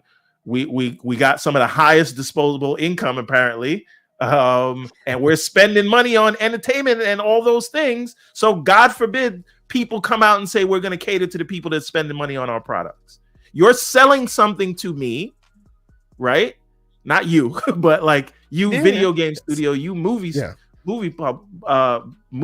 producer or whatever. You want to you want my money, but you don't want to hire people like me in the management position. You don't want to tell authentic stories to the things that I would understand. You're telling it to me from your view of who I am, right? And so it does behoove them to say, hey, we have this percent of the population, that percentage of our revenue comes from this demographic. How about our workforce, or the stories that we're telling, or the characters be true and authentic to those people? But then that has to be the case, right? Yeah. So in other words, I think both works. No, please, let me reply. But first, Risky for the Biscuit, $8 Australian. He just left the show and decided to come out here and say, hey, have you ever heard Americans do an Aussie accent? Not good. Just saying. I'm sorry. Go ahead, Harky. Yeah, no, the authentic piece is also a problem, right? If you want diversity of something, then it has to make sense in that context. Otherwise, you're just tokenistically putting somebody in place. That's not good either, right? It really should fit. And, and that doesn't mean like, oh, you can't be a manager and be this color. Well, that's irrelevant, right? So it really should be representative and open. That's fine. I like that. That's a good thing. But if it's, hey, we're going to change Spider-Man, Peter Parker is now an Asian dude. Why? Just why? Like, just go create a Miles Morales, right? You have a separate character designed from the start to be a certain type of person. That's perfect, right? Why take somebody who already exists? And this is the tokenistic crap that they do. And it's like, well, I don't want this tokenistic crap, right? You're basically saying that we have no stories to tell. And that is stupid. Right? We absolutely have stories. That's the part that gets me. Like, look, white people, whether they like it or not, were the last to civilize. It was Africa and Asia that civilized first. We have plenty of stories to tell. Plenty of history to tell. There's plenty that you can go to. You don't have to like freaking just take white people stuff and say let's make Kratos an Indian dude. No. It's a Greek god. Let him be Greek. I don't care. Let's go talk about other gods from other parts of the world. Why don't we do that instead, right? That's what I would love to see. So I agree with you in some ways, Everborn, that we should be representative, but I don't want tokenistic crap. Here's an example of something that pissed me off. By the way, before you continue, I 100% agree with you, and I've been saying that for a long time. And don't take my pushback about AAA, because I said I'm tired of begging certain people to represent me properly. I need to go do it myself. So this is something I've preached from day one of this show. We need to be in the room where it happens. We've said that. But the thing is, right? I've always felt if you feel like people are disrespecting you in the way you're portrayed, don't give them your money, right? Yep. Says the person who bought 2 Teslas. But anyway, well, do you think he misrepresents you? Isn't he African American? I see what you did there. I see what you did. Well done, Hargy. Oh man! All right. But to the other piece of it, I'm also of that thing. This is also why I don't think Miles Morales should be called Spider-Man. I think he deserves his own name. I think he's outgrown the moniker. I do agree. Again, I'm gonna judge a story for what it is when I get it, and so that's why I don't like account race for it. If it's bad, it's bad. But I won't say it's bad because of race. Now, as a separate aside, I've been saying for a very long time, I do not believe that we need to be, as any specific group of people, but I'm talking about Black people right now. We don't need to buck dance just because, like, oh my God, they put me in some old white character sloppy seconds. We don't need to do that, right? I don't need to see that when there are so many Black characters out there that you could do. Where's the big $200 million Static Shock movie? Right? Where so there's other characters you could tell instead of just saying, hey, you're represented now. I'm gonna race swap you. So I do get it, and I'm not disagreeing with you. However, when it does happen, I'm not judging these things based on the race. I'm just gonna say, did you tell a good story? An example of this is, and I know it happened in the comics first, but Nick Fury. Like, Sam Jackson is everybody's Nick Fury, not David Hasselhoff, right? And why? Because it's a well-written character and nobody cares about his race. So that is all I'm asking for, not to say at the door they made a race swap, so I'm upset, right? Judge it on what it is and then say if the writing was good or bad, right? So that's all I'm saying. Like, I think the people who are upset at bad writing. They're not upset at race. And if you are upset at race, fuck you. So, yeah, I don't even think it's just race, by the way. I think it's the entirety of all of it, right? The you have to have an LGBT person do something. You have to have, like, all these things that just come up. Oh, this guy, he has to be changed to a woman. It's like, okay, why? But they just do these things, right? And you're like, okay, slow down. Again, if you have to have a female lead, fine. If you have to have a female, side character, fair enough. But it has to make sense, not just we're going to swap out somebody just because. It's like, okay. And these are the weird things. Like, it just keeps adding up, right? That's the thing. It's like, why not just create a good role, right? And just put the person there like that. But doesn't that argument put everything secondary to because we don't ask, like, why put a white man as this lead character? Like, we don't ask that question. That's just, again, status quo. Like, there's really good arguments to be made for LGBT people being in games because a lot of developers are. So of course they're going to put themselves in that role. Yep, you know self-representation, what I mean? Right? Exactly. The stuff everyone was talking about, right? Like, if there's too many white people in the room, guess what you can get? You know? Yeah, exactly. And that's the problem. The only thing so I think we all agree, like, I want my original Black characters. Like, where's my new, like, Spawn would sell blockbusters, right? I was about to say blackbusters. That should be a new code word, right? Hashtag blackbusters. Yeah, blackbusters. I don't even know what that would mean, though. Listen, you should trademark that. That's all I should. Yeah. That's good. That can be taken two very different Black ways. Vikings OnlyFans channel. Blackbusters. No, I got horny fans. Oh boy. But I think that when people talk about race swapping, they're going off of color, right? Like, I understand. I don't see color, but why did you change the race of this character? Right. So that only matters. Like, if I had an Italian American character to where his character is based on, like, Italian roots, and we all know that, right? You cannot race swap. You can't have Idris Elba do the Sopranos remake. Correct. Right. But if it's just, most of it's just, although I would watch that. Right. I'd watch the shit out of that. But like, I don't know anything, like, what makes Nathan Drake? Like, what in his background is European, right? You can easily, I feel like you could easily race swap Nathan Drake. Would people be upset? Yes. But there's nothing within his character, I don't believe, that that his ethnicity makes him who he is. Does that make sense? Same thing with Nick Fury. Question.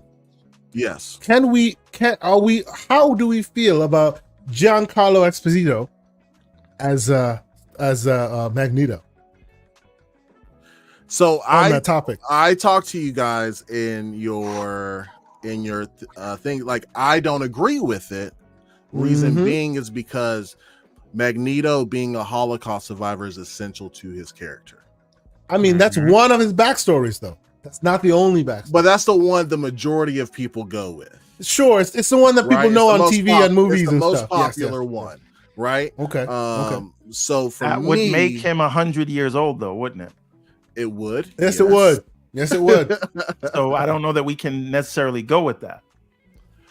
You want to put him in the right know age? that his lifespan is the same as ours? Because doesn't Wolverine live for like several hundred years? Or something? but Wolverine's is because of his healing factor, and Marvel and Magneto doesn't have a healing factor. Do we know that that Magneto couldn't heal or live longer? As is in the chat. I didn't know you were his dad. I mean, the beard. With the beard, it makes sense. Going on to the septic one himself. What's going on? Hey guys, that was a joke from Oh No, It's Alex. Oh yeah. That you're his dad. I was in the chat. And, hey, it's your dad. Yeah, but to your point, like, I don't think that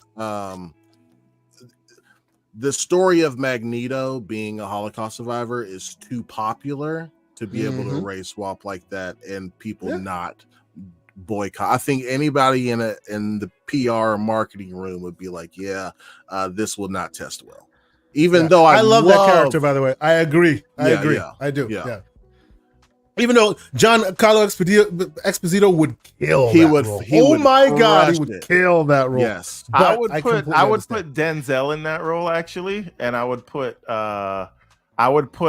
Jeffrey Wright as, if we were doing this, and I'm not saying we should do this, but just imagine the Jeffrey Wright as Professor X and Denzel Washington as Magneto. Like, take all of that out of it. Those two actors playing those characters, and I'm not advocating for a race swap, but just imagine them playing off of each other with that subject matter.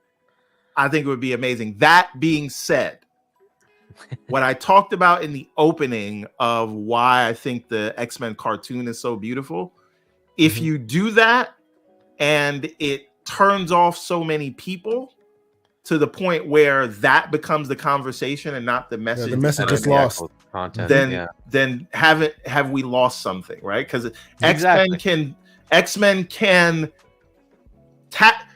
Denzel is too old, but we want a Holocaust survivor.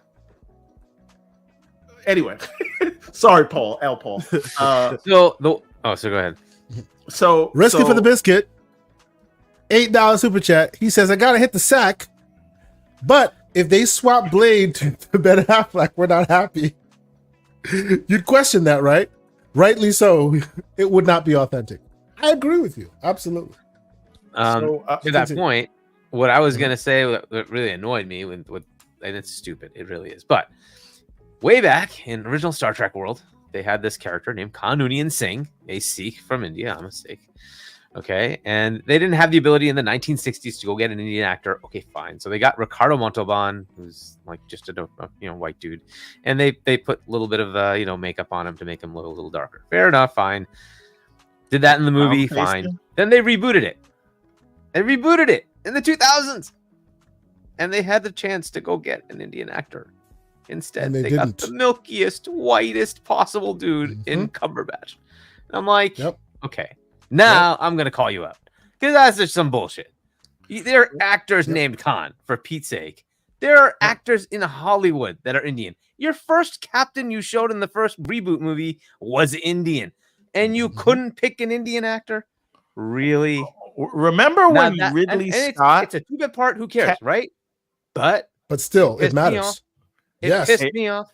Hargeet, remember when Ridley Scott in 2008, I think it was, cast, it might have been 2014, where he cast Christian Bale as Moses and this other guy is Ramses. And and again, did we call that out? Yes. Did all these people that are mad right now call it out and create YouTube channels around it? No, the fuck they didn't. This is why. Well, they called it a bad movie. They called it a bad movie, and then they moved on. But it was bad because it was bad. It wasn't bad because of the race swap. Yeah. And again, for us, it was bad because of the race swap too. But that's neither here nor there. But they weren't saying that, and so no, they weren't. Did they complain when Johnny Depp played Tonto? Yes. In the Lone Ranger remake. Mm-hmm. Fuck that. Remember Lone Ranger? There were complaints about that. Who is? Weren't there? Pretty sure there were people who are mad, not from the people who are mad right now. Yeah. So there are people their daily content is Sweet Baby Inc., which is crazy. Yeah. It might be more amplified because of social media. I think we kind of see a lot more, and a lot more means like it went from 100 people to 1,000 people, and we think it's the end of the world. Yeah, a lot of it is driven by the algorithm. I'm just saying the same people never have an issue when a white character, and we've had to deal with this forever. Hargeet, you've seen this. Ben Kingsley played Gandhi, right? Yeah. Yep. We deal with this Indian actors all the time, and it's only that we complained about it, and these people never said anything. Yep. Right? Yep. People called out the race swap. Which people? Which people called out the race swap? The people. That's the context, right? No. But this is the thing. The people right now, right? All these people right now. These I don't want to name the channels, right? Because I don't want to give them. We don't slow-mo. If black people and Indian people complained about a race swap then, but none of the white people complained, especially not the ones now. But the white people are so incensed about race swaps now. You're doing some light skin stuff, slow-mo. This is the thing. What are we doing right now? No. You want to say I'm having selective amnesia? Like let's add the context to it. Which of these people that are making big videos now were that loud about the white race swaps?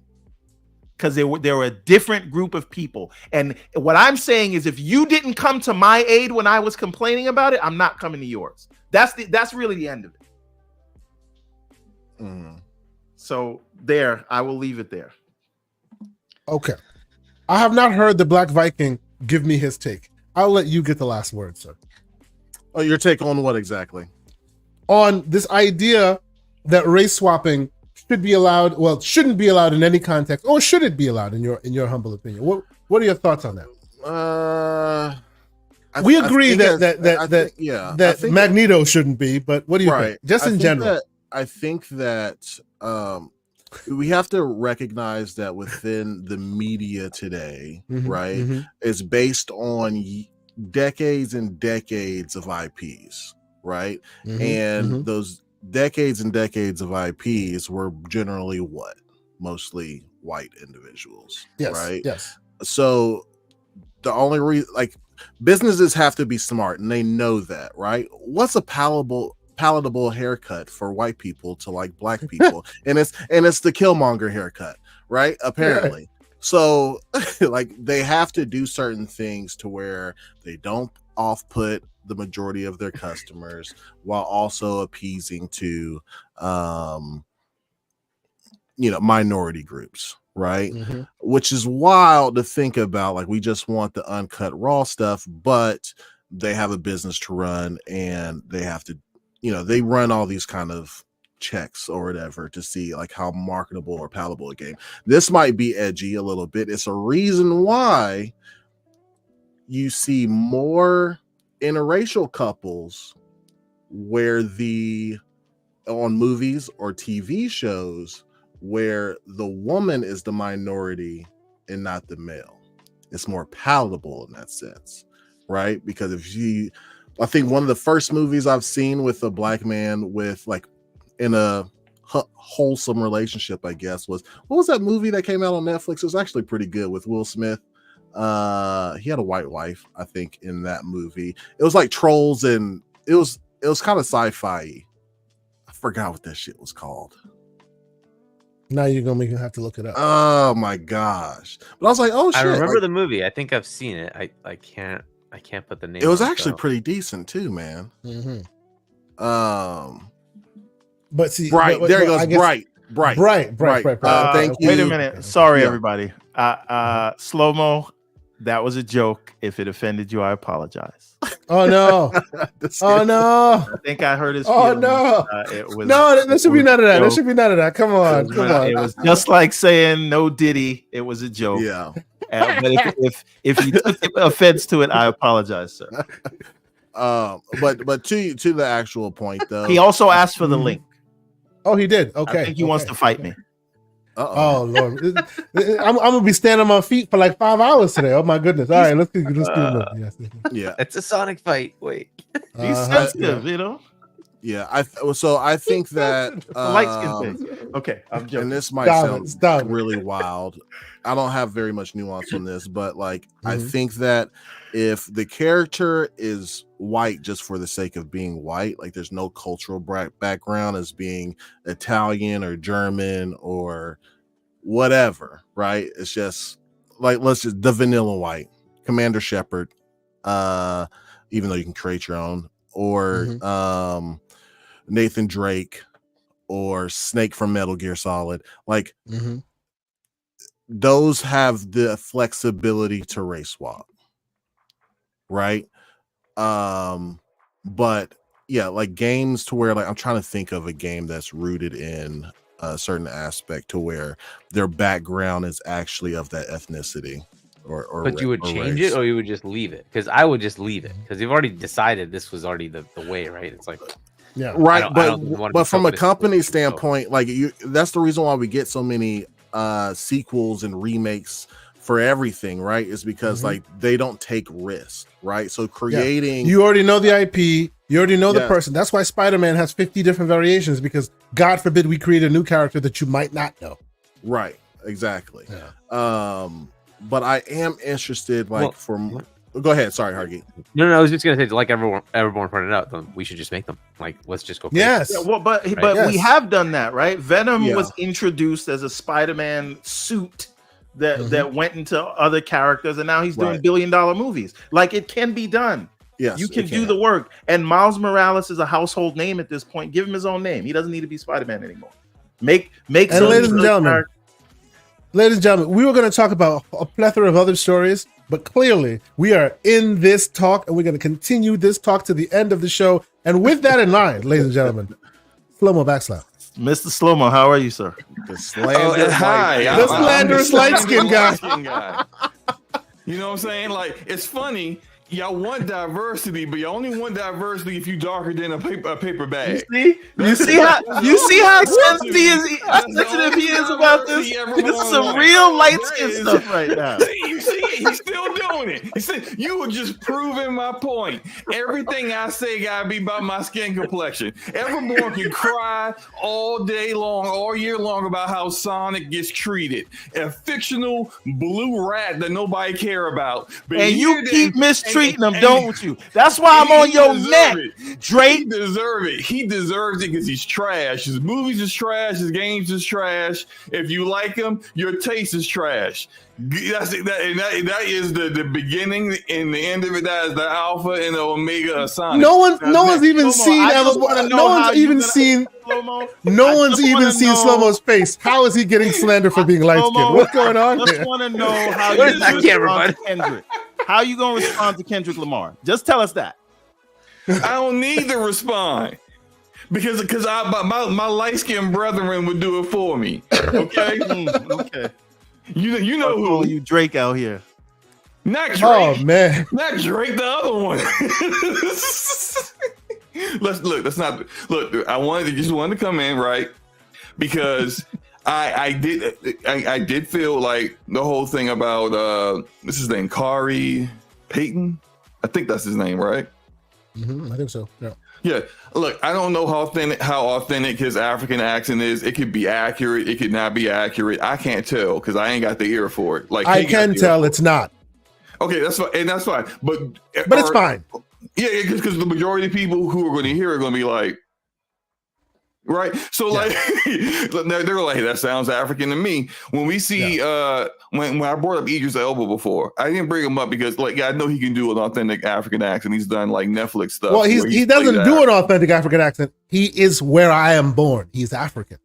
Right. So see, he also has a British accent, and I know British people could tell definitely exactly where he grew up from, where he is based upon like how he speaks. Yes, absolutely. But when that man was on The Wire, nobody knew any of that stuff. I didn't know that man was from Britain until I had the box set for like the last season he was in, and the last episode that he died. There's spoilers. If you didn't watch The Wire, it's your own fault for not knowing that. Wow, you coming on here spoiling things. That show is 20 years old, Everborn. I didn't watch The Wire or a TV show that came out 20 minutes ago. So lay down arms for a moment. Enigmatic Dreams, $2 super chat. He says it sounds like Everborn is part of the problem. I'll leave that JK part out. Happy to be here. But no, the reason why I brought up Idris is that like he did an American accent. He did a Baltimore American accent. He even got the A's correctly, the way they say the letter A, which is weird, and it's only Baltimore that do that. And he made it work. And it's like, as long as somebody is at least of the same like race, I'm fine. So with Kari being T'Challa's grandfather, and he's portraying he's a little bit lighter than what we expect from Black Panther. I got no problem with it. I don't have a problem either. I was just bringing it up. If it was Tom Cruise out here saying you shouldn't have that shield and trying to do it, Tom Cruise don't do no accents. He played a German in a movie, and the only German person. He was the Last Samurai, remember? He refused to do that accent. In the Last Samurai, right? To be clear, he was not the Last Samurai. The Last Samurai was killed by the Emperor. Yes, or had him kill himself because of seppuku, whatever they do, right? The honor killing thing. Yes. So, no, he was not the Last Samurai. He wasn't. He was. He was Attila. That's right. Brian East. But no, Brian East comment. That was the most egregious one ever. Brian. Which one? Where Brad Pitt did the Jamaican accent. Oh my God. Man. When I tell you, I turned that movie off. But do you see though? But do you see when Black Panther was big, and I was like, come on, man, y'all with the accents, and people are like, shut up, you don't know what you're talking about. But as soon as the Jamaican accent come out and it comes to you, you hear it. It's very authentic to where you are from, right? It becomes a splinter in your mind when it's not done right. When it's close but not there, it's just like I even hate bad British accents. Me too. There's a lot of different British accents, right? That's another thing. Yes. There's not just one. Yeah, I actually thought Charlie Hunnam was doing a bad British accent till I realized that's how they talk over there. He is British. That part of what do you call it? So you just hate British people is what you're saying. No. That's not what I'm saying. There's only a few that I understand and I can pick up and I can tell. So there's a certain selection of British people that you can actually stand, and there's another section of British people that you don't even want to hear them talk. You just don't know. For America, the Tea Party. Yeah, we got plenty of accents here. I got a lot of people in America that I want to talk to either.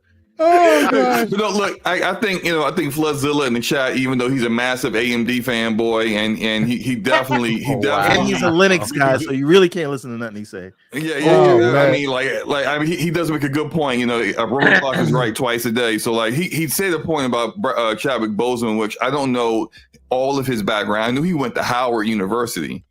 I'll tell you, I really love that movie. I think I've probably seen that movie more than most people. Like that was detrimental for me. And I'm not saying get him out of here, but yeah, it was not a good African accent. And like I will say that none of them did a good accent. The worst being Forrest Whitaker, which I wanted to throw things at the screen, but that's neither here nor there. Yeah, but I'm gonna pull an Everborn. Nobody complained, even though you complained, but and nobody is I got smoke from Jaffe saying, well, it's a fictitious place. Why should we even I'm like, get the hell what? That was a whole different conversation. But what I'm saying is that when Chadwick did it, it was mostly. Oh, I give him respect. Absolutely, absolutely. Because how does Chadwick look? He got the complexion. For me, for the game, for the movie.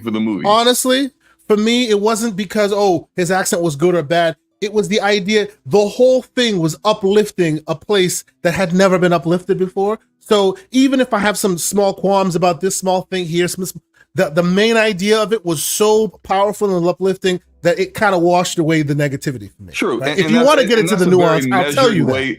Yeah, and that's a very measured way of looking at it. You have some misgivings, some gripes with it, but you look at the overall. It was great, bro. It was picture. wonderful. Absolutely. And what it did, you have a majority black cast in a massive Marvel MCU movie that they spent a ton of money on. That's pushing Afrofuturism forward and all of this. Afrofuturism and all of it was massively awesome. It's a massive net positive, and that's the way people gotta look at it. I kind of look at this 1943 like that. Amy Hennig is she's very good at what she does. We don't have like our own Coogler in black in gaming right now, but I mean, hey, shoot, maybe we will with Ember Lab if they do something different. Who knows? But you see them actually pushing for a black character. You see the very diverse cast they got for 1943 overall. I mean, I even saw some people just saying, why Cap gotta be the only white dude here? And I'm just like, hey, shut up. Shut up, bro. But this, I think this, I'm not saying it's going to have the same impact as Black Panther did in Hollywood, but this is a good thing. It's a good thing, 100%. When I see Everborn out here slandering us light skinned folk, and I'm just like, why we gotta go there? I was not slandered. I was just yes, you slandered light skinned people, man. See, I almost called it a movie because it was a movie, but the show. This looks like a show. The game. Video game. No gameplay. We don't know that. The game looks great, and the performance is amazing. That's the King from Walking Dead. I'm here for it. True. Yes. And that's all. It was all running in Unreal Engine 5.4. 5.4. Which Amy had to keep saying over and over again. I feel like Epic told her, please say 5.4 like 20 times so that people over and over again. Yes. Right. That like you can't do this with 5.3 and under because they suck. Shout out to Infinite Umbra, by the way. No, but 5.4, they want everyone to upgrade to 5.4 if they want to do something like that. That's right. Absolutely. You wouldn't have to. It really did. It really did. It was gameplay if you showed me gameplay. That's all I'm saying. Yeah. I'm right Supernova there. $5 super chat. He says, this is pure comedy. Shout out to the panel. Shout out to you for being here. Thank you so much for your generosity. We're having fun on a Saturday morning. Let's go. That's the Longhouse, baby, right there. There you go. Yes. Supernova representing Longhouse Gaming Podcast. Thank you for being here, brother. You were saying Black Viking. Yeah. Oh no, I was saying I'm on the same track as Everborn when I saw that. The tech demos, I guess you would say, are really cool and fascinating of where we could be in 15, 20 years. But I can't get Dragon's Dogma to go above 40 FPS on my console. I don't see how any of this. Are we gonna go back to here again? Get a PC, dog. I do have one. Wait, like a real PC. Do you have a real PC? Umbra PC? Or no, I do not have that. I have. Listen, you're not gonna like this. So, no, you're not gonna like. Don't do it, Black. Don't do it, man. I'm Team Red all the way, baby. No, man. I mean, look, that's fine. I mean, you can't turn on ray tracing. I mean, you don't even know what ray tracing look like. I don't give a shit about ray tracing. I don't care. you have no choice. You have no because you turn it on and you said, I ain't like her. She was ugly anyway.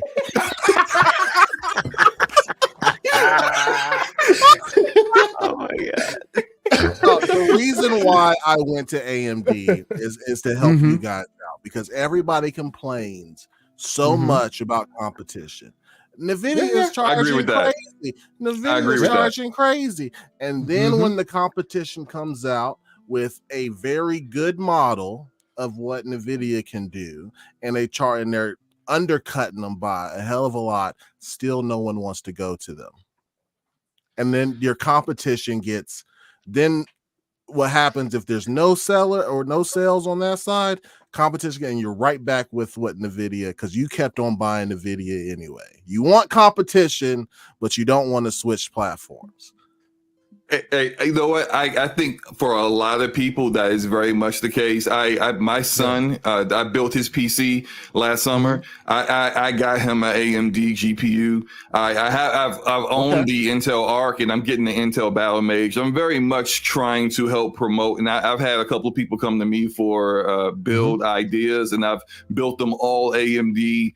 Well, not built them. I ain't physically do it because like I ain't buying your parts, but I on PC Part Picker and actually put them together something that was all AMD because I want more competition. We need. NVIDIA has 80% of the market space. Like Sony wish they could do something like that in the console space, and NVIDIA is treating it like it is what it is. They own it. They own everyone. They own everything. And guaranteed, when they come out with the RTX 50 series, the 5090 will be a minimum $2,000. Guarantee that. So it's just. Until things change, you're going to need to see better competition from AMD and Intel. So Slow-Mo, on that point, I appreciate you bringing that up because that kind of dovetail. I do have a 4080 Super. No. That's not what I was talking about. No, not at all. Not at all. We know what it is, son. I got you. It's all good. I rocked the 4090. I know it's ridiculous. I know it's expensive. I know all that. But I too agree there should be more competition in this space. I am actually proud that most of these handhelds run AMD hardware. There needs to be competition in the space. Yeah. But to that point, how about the idea that they're finally adding frame gen to consoles? Will that uplift us? Will that finally breed the competition we're looking for, sir? Or do you think this is just a marketing ploy and then we go back to the same old can barely handle it thing? So I was going to ask, that was interesting to me. But it's FSR frame gen. Go ahead. Black. It is. Yeah. Is this something? Because I'm stupid when it comes to shit like this. Is this something that requires the devs to? This is going to be the answer to probably all the questions. Is this something the devs have to put work into to for this to be a benefit, or is this something on the back end to where the devs can put a game out and then on the back end, AMD can do its thing. Yeah. After it's already Unfortunately, like there's system level FSR and then there's in-game FSR, right? And unfortunately, because Xbox has not implemented system level FSR, right? There's talk about their DirectSR, which is a technology that may come in Windows 12 or a future version of Windows. But at this point, it's on a case-by-case, game-by-game basis. So this would be them implementing it into the game. I just want to add DirectSR to clarify what that is for people. Yes. DirectSR is not frame gen technology. It is just APIs. It's like an abstraction layer so that you can call one API and whether someone has an AMD or an NVIDIA card, they can utilize both of those. It's basically a way for it's basically a way for them, as in Microsoft, to leverage everybody else's tech and streamline it. Yeah. Right. So all you do is you in that world, you'll choose a DirectSR option in your game, right? If they've implemented it correctly. And then it will call whichever version is available, whether it be you have an NVIDIA card, you have an ARC card, it'll just call the right one and get it streamlined for you. Yeah. So all you do is just choose that one to learn how to use it. They're like, you know what? Screw it. You guys make the tech. We'll just make sure everybody gets an HOV lane, direct way of using. So the dev has to implement it, is what you're saying. They do. Okay. So does PlayStation have this? No, they do, but they haven't really implemented it. Since they're both the same ecosystem, they're all basically the same underlying architecture. So FSR 3 could be implemented on the PlayStation as it's implemented on Xbox. But up until now, maybe because of marketing or whatever, AMD has kind of been very much, hey, our Xbox friends, right? You see commercials where they're cracking open Xboxes and they have FSR, So that's probably why you hear a lot of that talk. But a PlayStation could implement this as well. Yeah.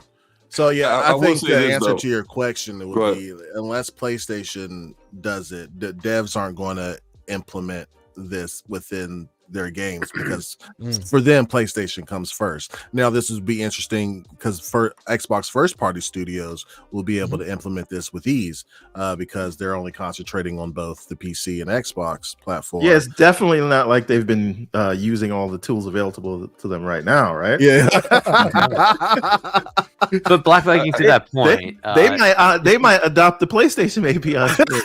Stop with the slander. All of a sudden, the pissa shows up. You know, this isn't just for Xbox. That's the beauty of it, right? So they can implement it. Remember, Microsoft did something really good by saying our development kit for Windows and Xbox is the same development kit. And basically, when you're writing games, you're going to take advantage of the same capabilities, and it's up to you. You choose to use it or not, right?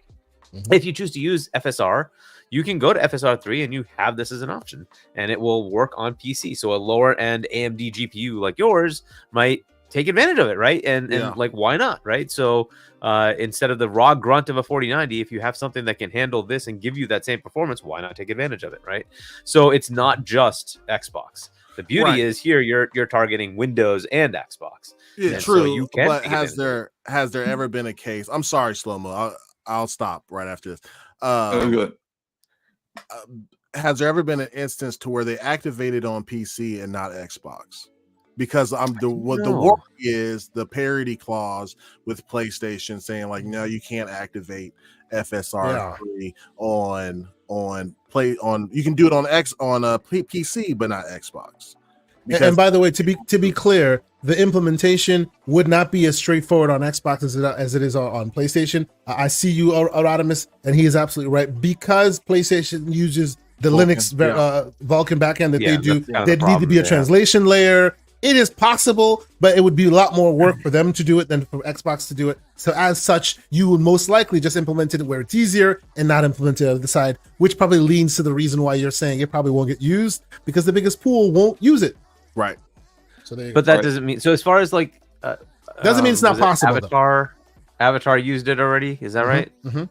So Avatar's used it. Immortals of Avium has used it. A few other places have used. So did they not do it on Xbox as well as on PC, or did they just do it?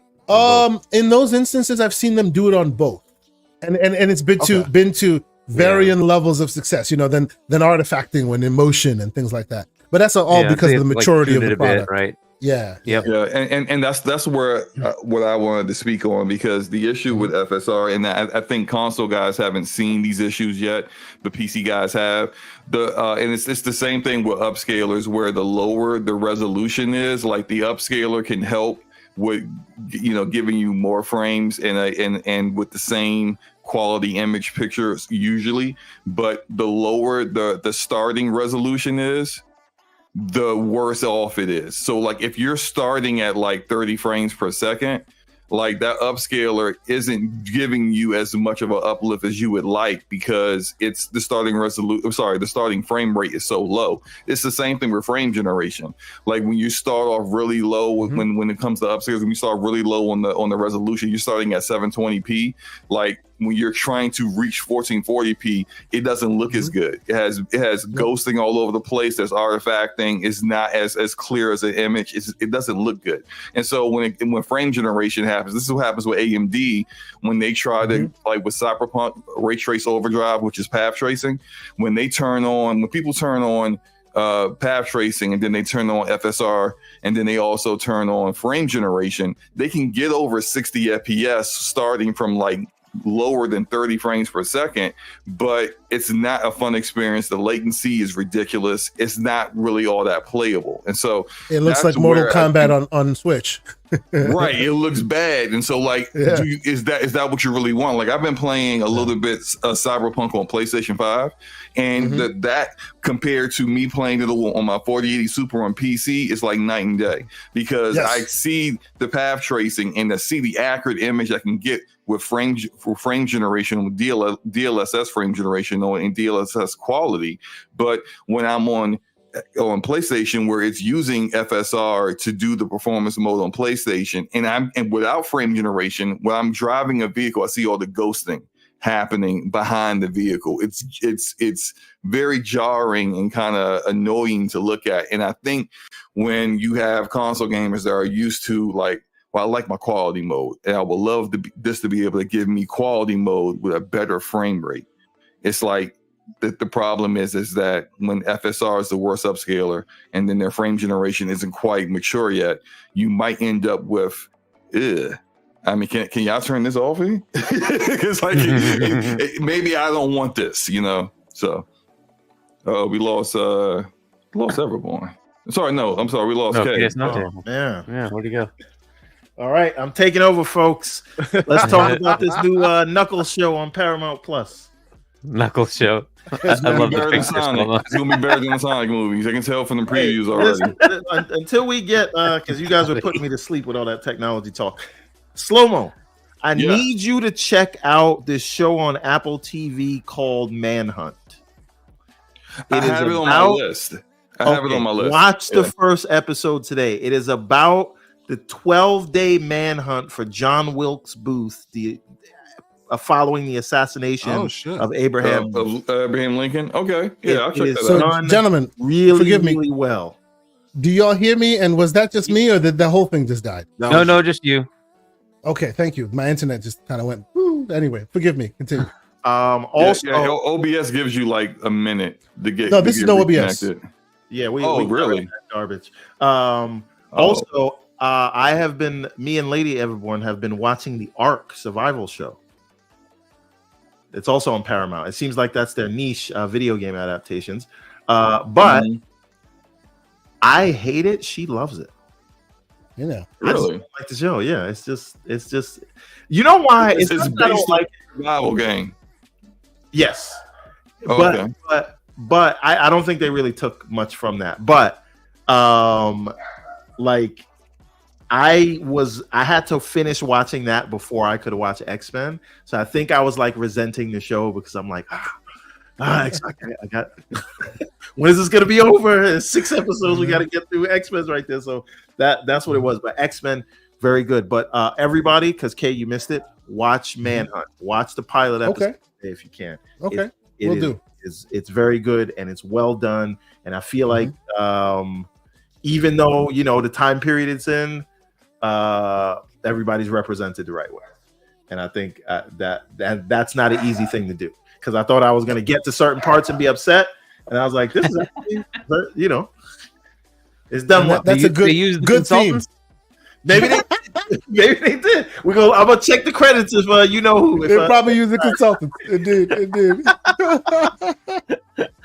Anyways, so let's see. You know what? We've been talking this diversity thing, and it's a topic that needs to be really discussed, and I think we picked it apart pretty well. We've been kind of no holds barred with it a little bit. Anywhere else you guys want to go before we end it? And I guess I'll let you respond to that. Everborn Saga, what do you think? No, I said I didn't want to go till 2:00. Yeah, I know. Neither do I. We're at the end of it. Black Viking, how about you, sir? No, I'm Gucci, man. He put it out there. He's done. Yes. Now, the slandered light-skinned brother, do you feel vindicated, sir? I feel vindicated. I feel good about this. We keep getting things here. I just want to know the response track is coming out. That's all I want to know. You cannot let Kendrick do you like that. And the great Hargeet Chani, thank you so much for jumping in and putting some facts on the table, sir. Thank you for being here. You have anything else you wish to bring to the congregation? Just that I'm at PAX. I'm along with all of the lords. Yeah. So yeah, and I'll be heading back in. I live in Boston, so I can drive right to the convention center. So I'll be going in now. I'm jealous, bro. I'm jealous. And check out the rest of the stuff. I've done a few looks at some interesting games, things that I didn't know were there. So that was pretty cool. I got to check some things out there. I'll put together something, I guess, at some point. But yeah, PAX is some interesting stuff showing up there. So now, Hargeet, I will say, Hargeet, I will say. You are the man that we can expect to see at all these great shows and this and that. Does that mean we will see you at Gamescom 2024, sir? Gamescom? I don't know, man. Summer Game Fest. I'll most likely be doing that, right? So Summer Game Fest and the June Showcase. If folks are going to that, But I don't know about Gamescom. We'll see. Because otherwise, I'm gonna have to go meet your dad by myself. Because I'm going down. It's going down. You're not coming to a June showcase? I only had enough bandwidth / work time hours in the day to go pick one, and this time I chose Germany. So okay. We shall see. We shall see. Right. But you know what? It has been an amazing show. I think this is one for the books.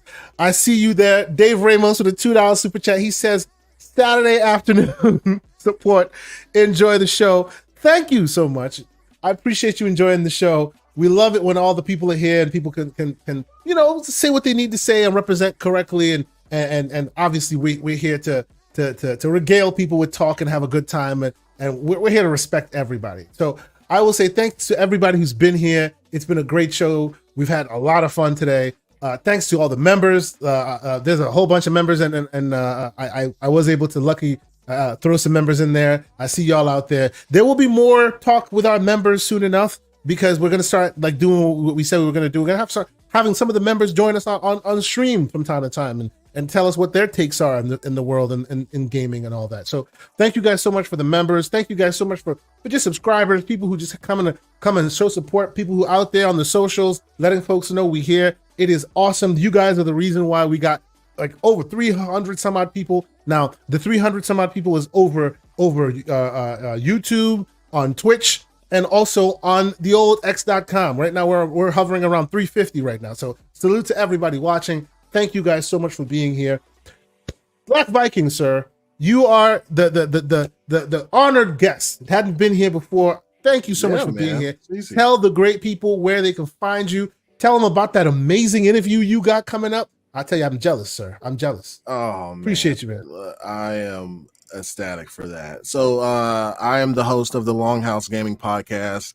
It's me and a couple other brothers, Supernova Vision, who had a super chat in today, and then my brother Black Skellington. We cut up, man. It's a 2-hour episode every Tuesday and Thursday, 8 p.m. Eastern. Fantastic. Next week, we get to interview Mr. Salim himself on his new game, Tales of oh my God, Tales of Kenzera Zao, for an hour on Thursday, and I am just grateful as all get out, man. For that, Everborn, I got you. I'll try to squeeze in a Game of Thrones question. Do that, yes, do that, yes, indeed, yes. Yeah, man. So that's start with green or black. Just say that. Or black. Okay. He'll know what you mean. I got you. Stop leading the witness, man. What's wrong with you?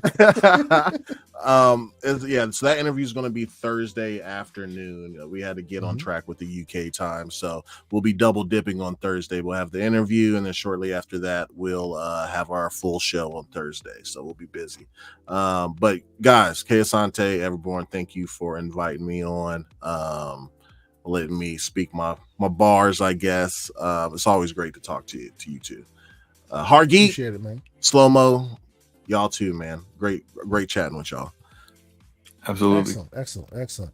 And of course, he's not here, but the great Risk It for the Biscuit came into what he considered the wolf's den. I think he left unscathed. We all had rigorous agreements. We had some talking points here and there, but I think he represented quite well. Shout out to him. Check him on the Infinite Podcast. I'll put all his details in the show notes when this thing posts live.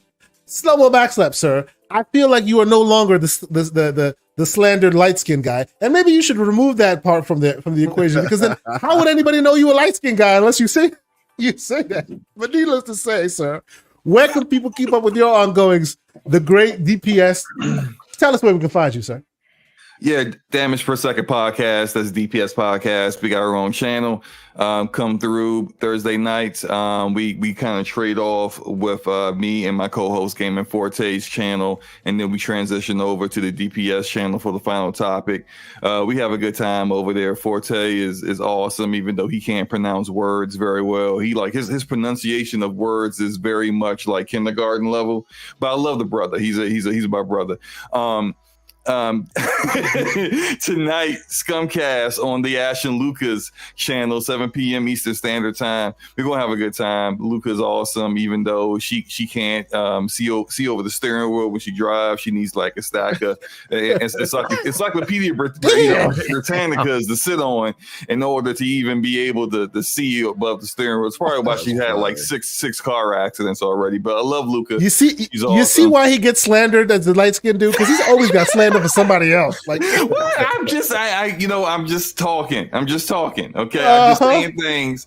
Ain't nothing, and none of it false. But I love none those of it makes people. sense either. Stop it. But no, great show as usual. I enjoyed the energy you guys bring in the conversation. I had to jump in and say my piece real quick. But as always, keep it gaming, people. Enjoy your games. Have a great weekend. Absolutely. And of course, the great Hargeet Chani, sir. What you got going on? Well, as I said, PAX, I'll be heading back in, and hopefully I'll have some videos of some cool things. I'll put something together, and then definitely check out the other content that other content creators are going to put out. There's plenty of people out there right now. But yeah, there's some cool games being shown. Take a look. They're not the big AAAs. They're actually the indie level games, indies and stuff, which is great. Very fun. Yeah, they can be very fun. I've seen some really cool stuff out there. So yeah, check that out. And then I guess we might be skipping Games Talk Live this Sunday. Fonz wasn't feeling well, so maybe if he feels well, we'll potentially do that tomorrow. But otherwise, we'll catch up next week. but yeah, and many more, I'm sure, will be in Boom's podcast. Excellent, sir. Yes, absolutely.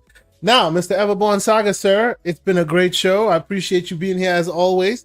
Tell the people what they need to know. Firstly, I just want to thank Slow-Mo and Hargeet and Risk It earlier, and obviously the man of the hour, Mr. Black Viking, our first time on the show with us. I really, really enjoy talking with you guys every week. And I enjoy you guys coming on the show, and that's the kind of show that we run here. We I know we joke all the time, but even if you don't agree with us, if you think we're saying something crazy, come on, we can hash it out, right? We can talk it out, and that's what it's supposed to be about. Stop going to church, right? Go. I don't mean it like that way. I mean like you don't want to just deal with people who agree with you. You want to actually be able to have the conversations with the people you disagree with, because 9 times out of 10 they're not wrong about everything they're saying. Could be most. I'm of the glad stuff you cleaned that up, like because you're Slow-Mo. about to have British people and Christians mad at you. But Somebody will just clip that. Stop going to church. Everborn Saga. What? If you can't handle a difference of opinion, then your belief is not that strong. Your opinion's probably not that good, right? Exactly. If you believe it, if it makes sense, then you should be able to have someone adjudicate it. So talk to the people you disagree with, and it doesn't have to become a screaming match, and that's what we like to do here. So that if you feel like we're saying something crazy in the chat, just tell us. We'll let you in the show, and we can go. So I appreciate everybody that's here. I love this community. I love the chat, and please hit the like button if you haven't, and please go and join the Discord, and also consider becoming a channel member, because it helps us out. We're trying to make some money here. Absolutely. we're trying to keep the lights on. We're trying to. I'm just trying to tell the people the truth. I'm trying to speak plain. Try to speak it flat. Speak it flat. There you go. I'll put the Discord invite in the chat. I hope y'all will be able to join. There's a lot more conversation to be had. And for myself, you'll catch me all the places you catch me. Mr. John Wolf and I will be doing the Gamers Playground on Monday night. Expect some talk about Contra, the Contra remake. We're playing that. So much fun. It reminds me of the old Super Nintendo days, but with a nice, cool new sheen. So we'll definitely be talking about that. But until next week, thank y'all so much for being here. Oh, and of course, before we even get out of here, are y'all gonna start doing this like the Iron Lords? Come on now. Silent Cypher. Silent Cypher. You know what? Everborn, I think you read that one. That's you. All right. He says, I'm telling my parents I stopped going to church because Everborn Saga said so. Oh, and also that the British are horrible people per Everborn. Yes, I said it and I meant it. Wow. Yes, I killed On him. that note, Yes, he deserved to die, and I hope he burns in hell. No. Now that will be clipped. on that note, for all the hate, go to @Everborn Saga on Twitter and the Everborn Saga website where you can throw all your hate. Thank you, ladies and gentlemen. Please throw your money. And your money. Yes, throw your money. Absolutely. He hates money, so throw that at him. He won't like that. Until then. How come in Everborn's books ain't none of them got British accents? I wonder why. Actually, and there's a lot of light-skinned brothers in there, too. If you actually read the Prince of Arcadia series, which is 4 chapters in, the whole thing is written in British accents. You can read it as a Brit, and that's how it's written, even the slang. But how would you be able to know how that's correctly written since you're not British? You don't. First of all, let me tell you something. Jamaica was a British colony. Oh yeah, there you go, there you go. So before this show, yeah, I know. So are we technically. Before this show turns into a 5-hour screen. Have a good day, everybody. Go enjoy your games. Go enjoy the podcast and all the community. It's been a great time. Talk to y'all next week. Peace. Nice to be in orbit.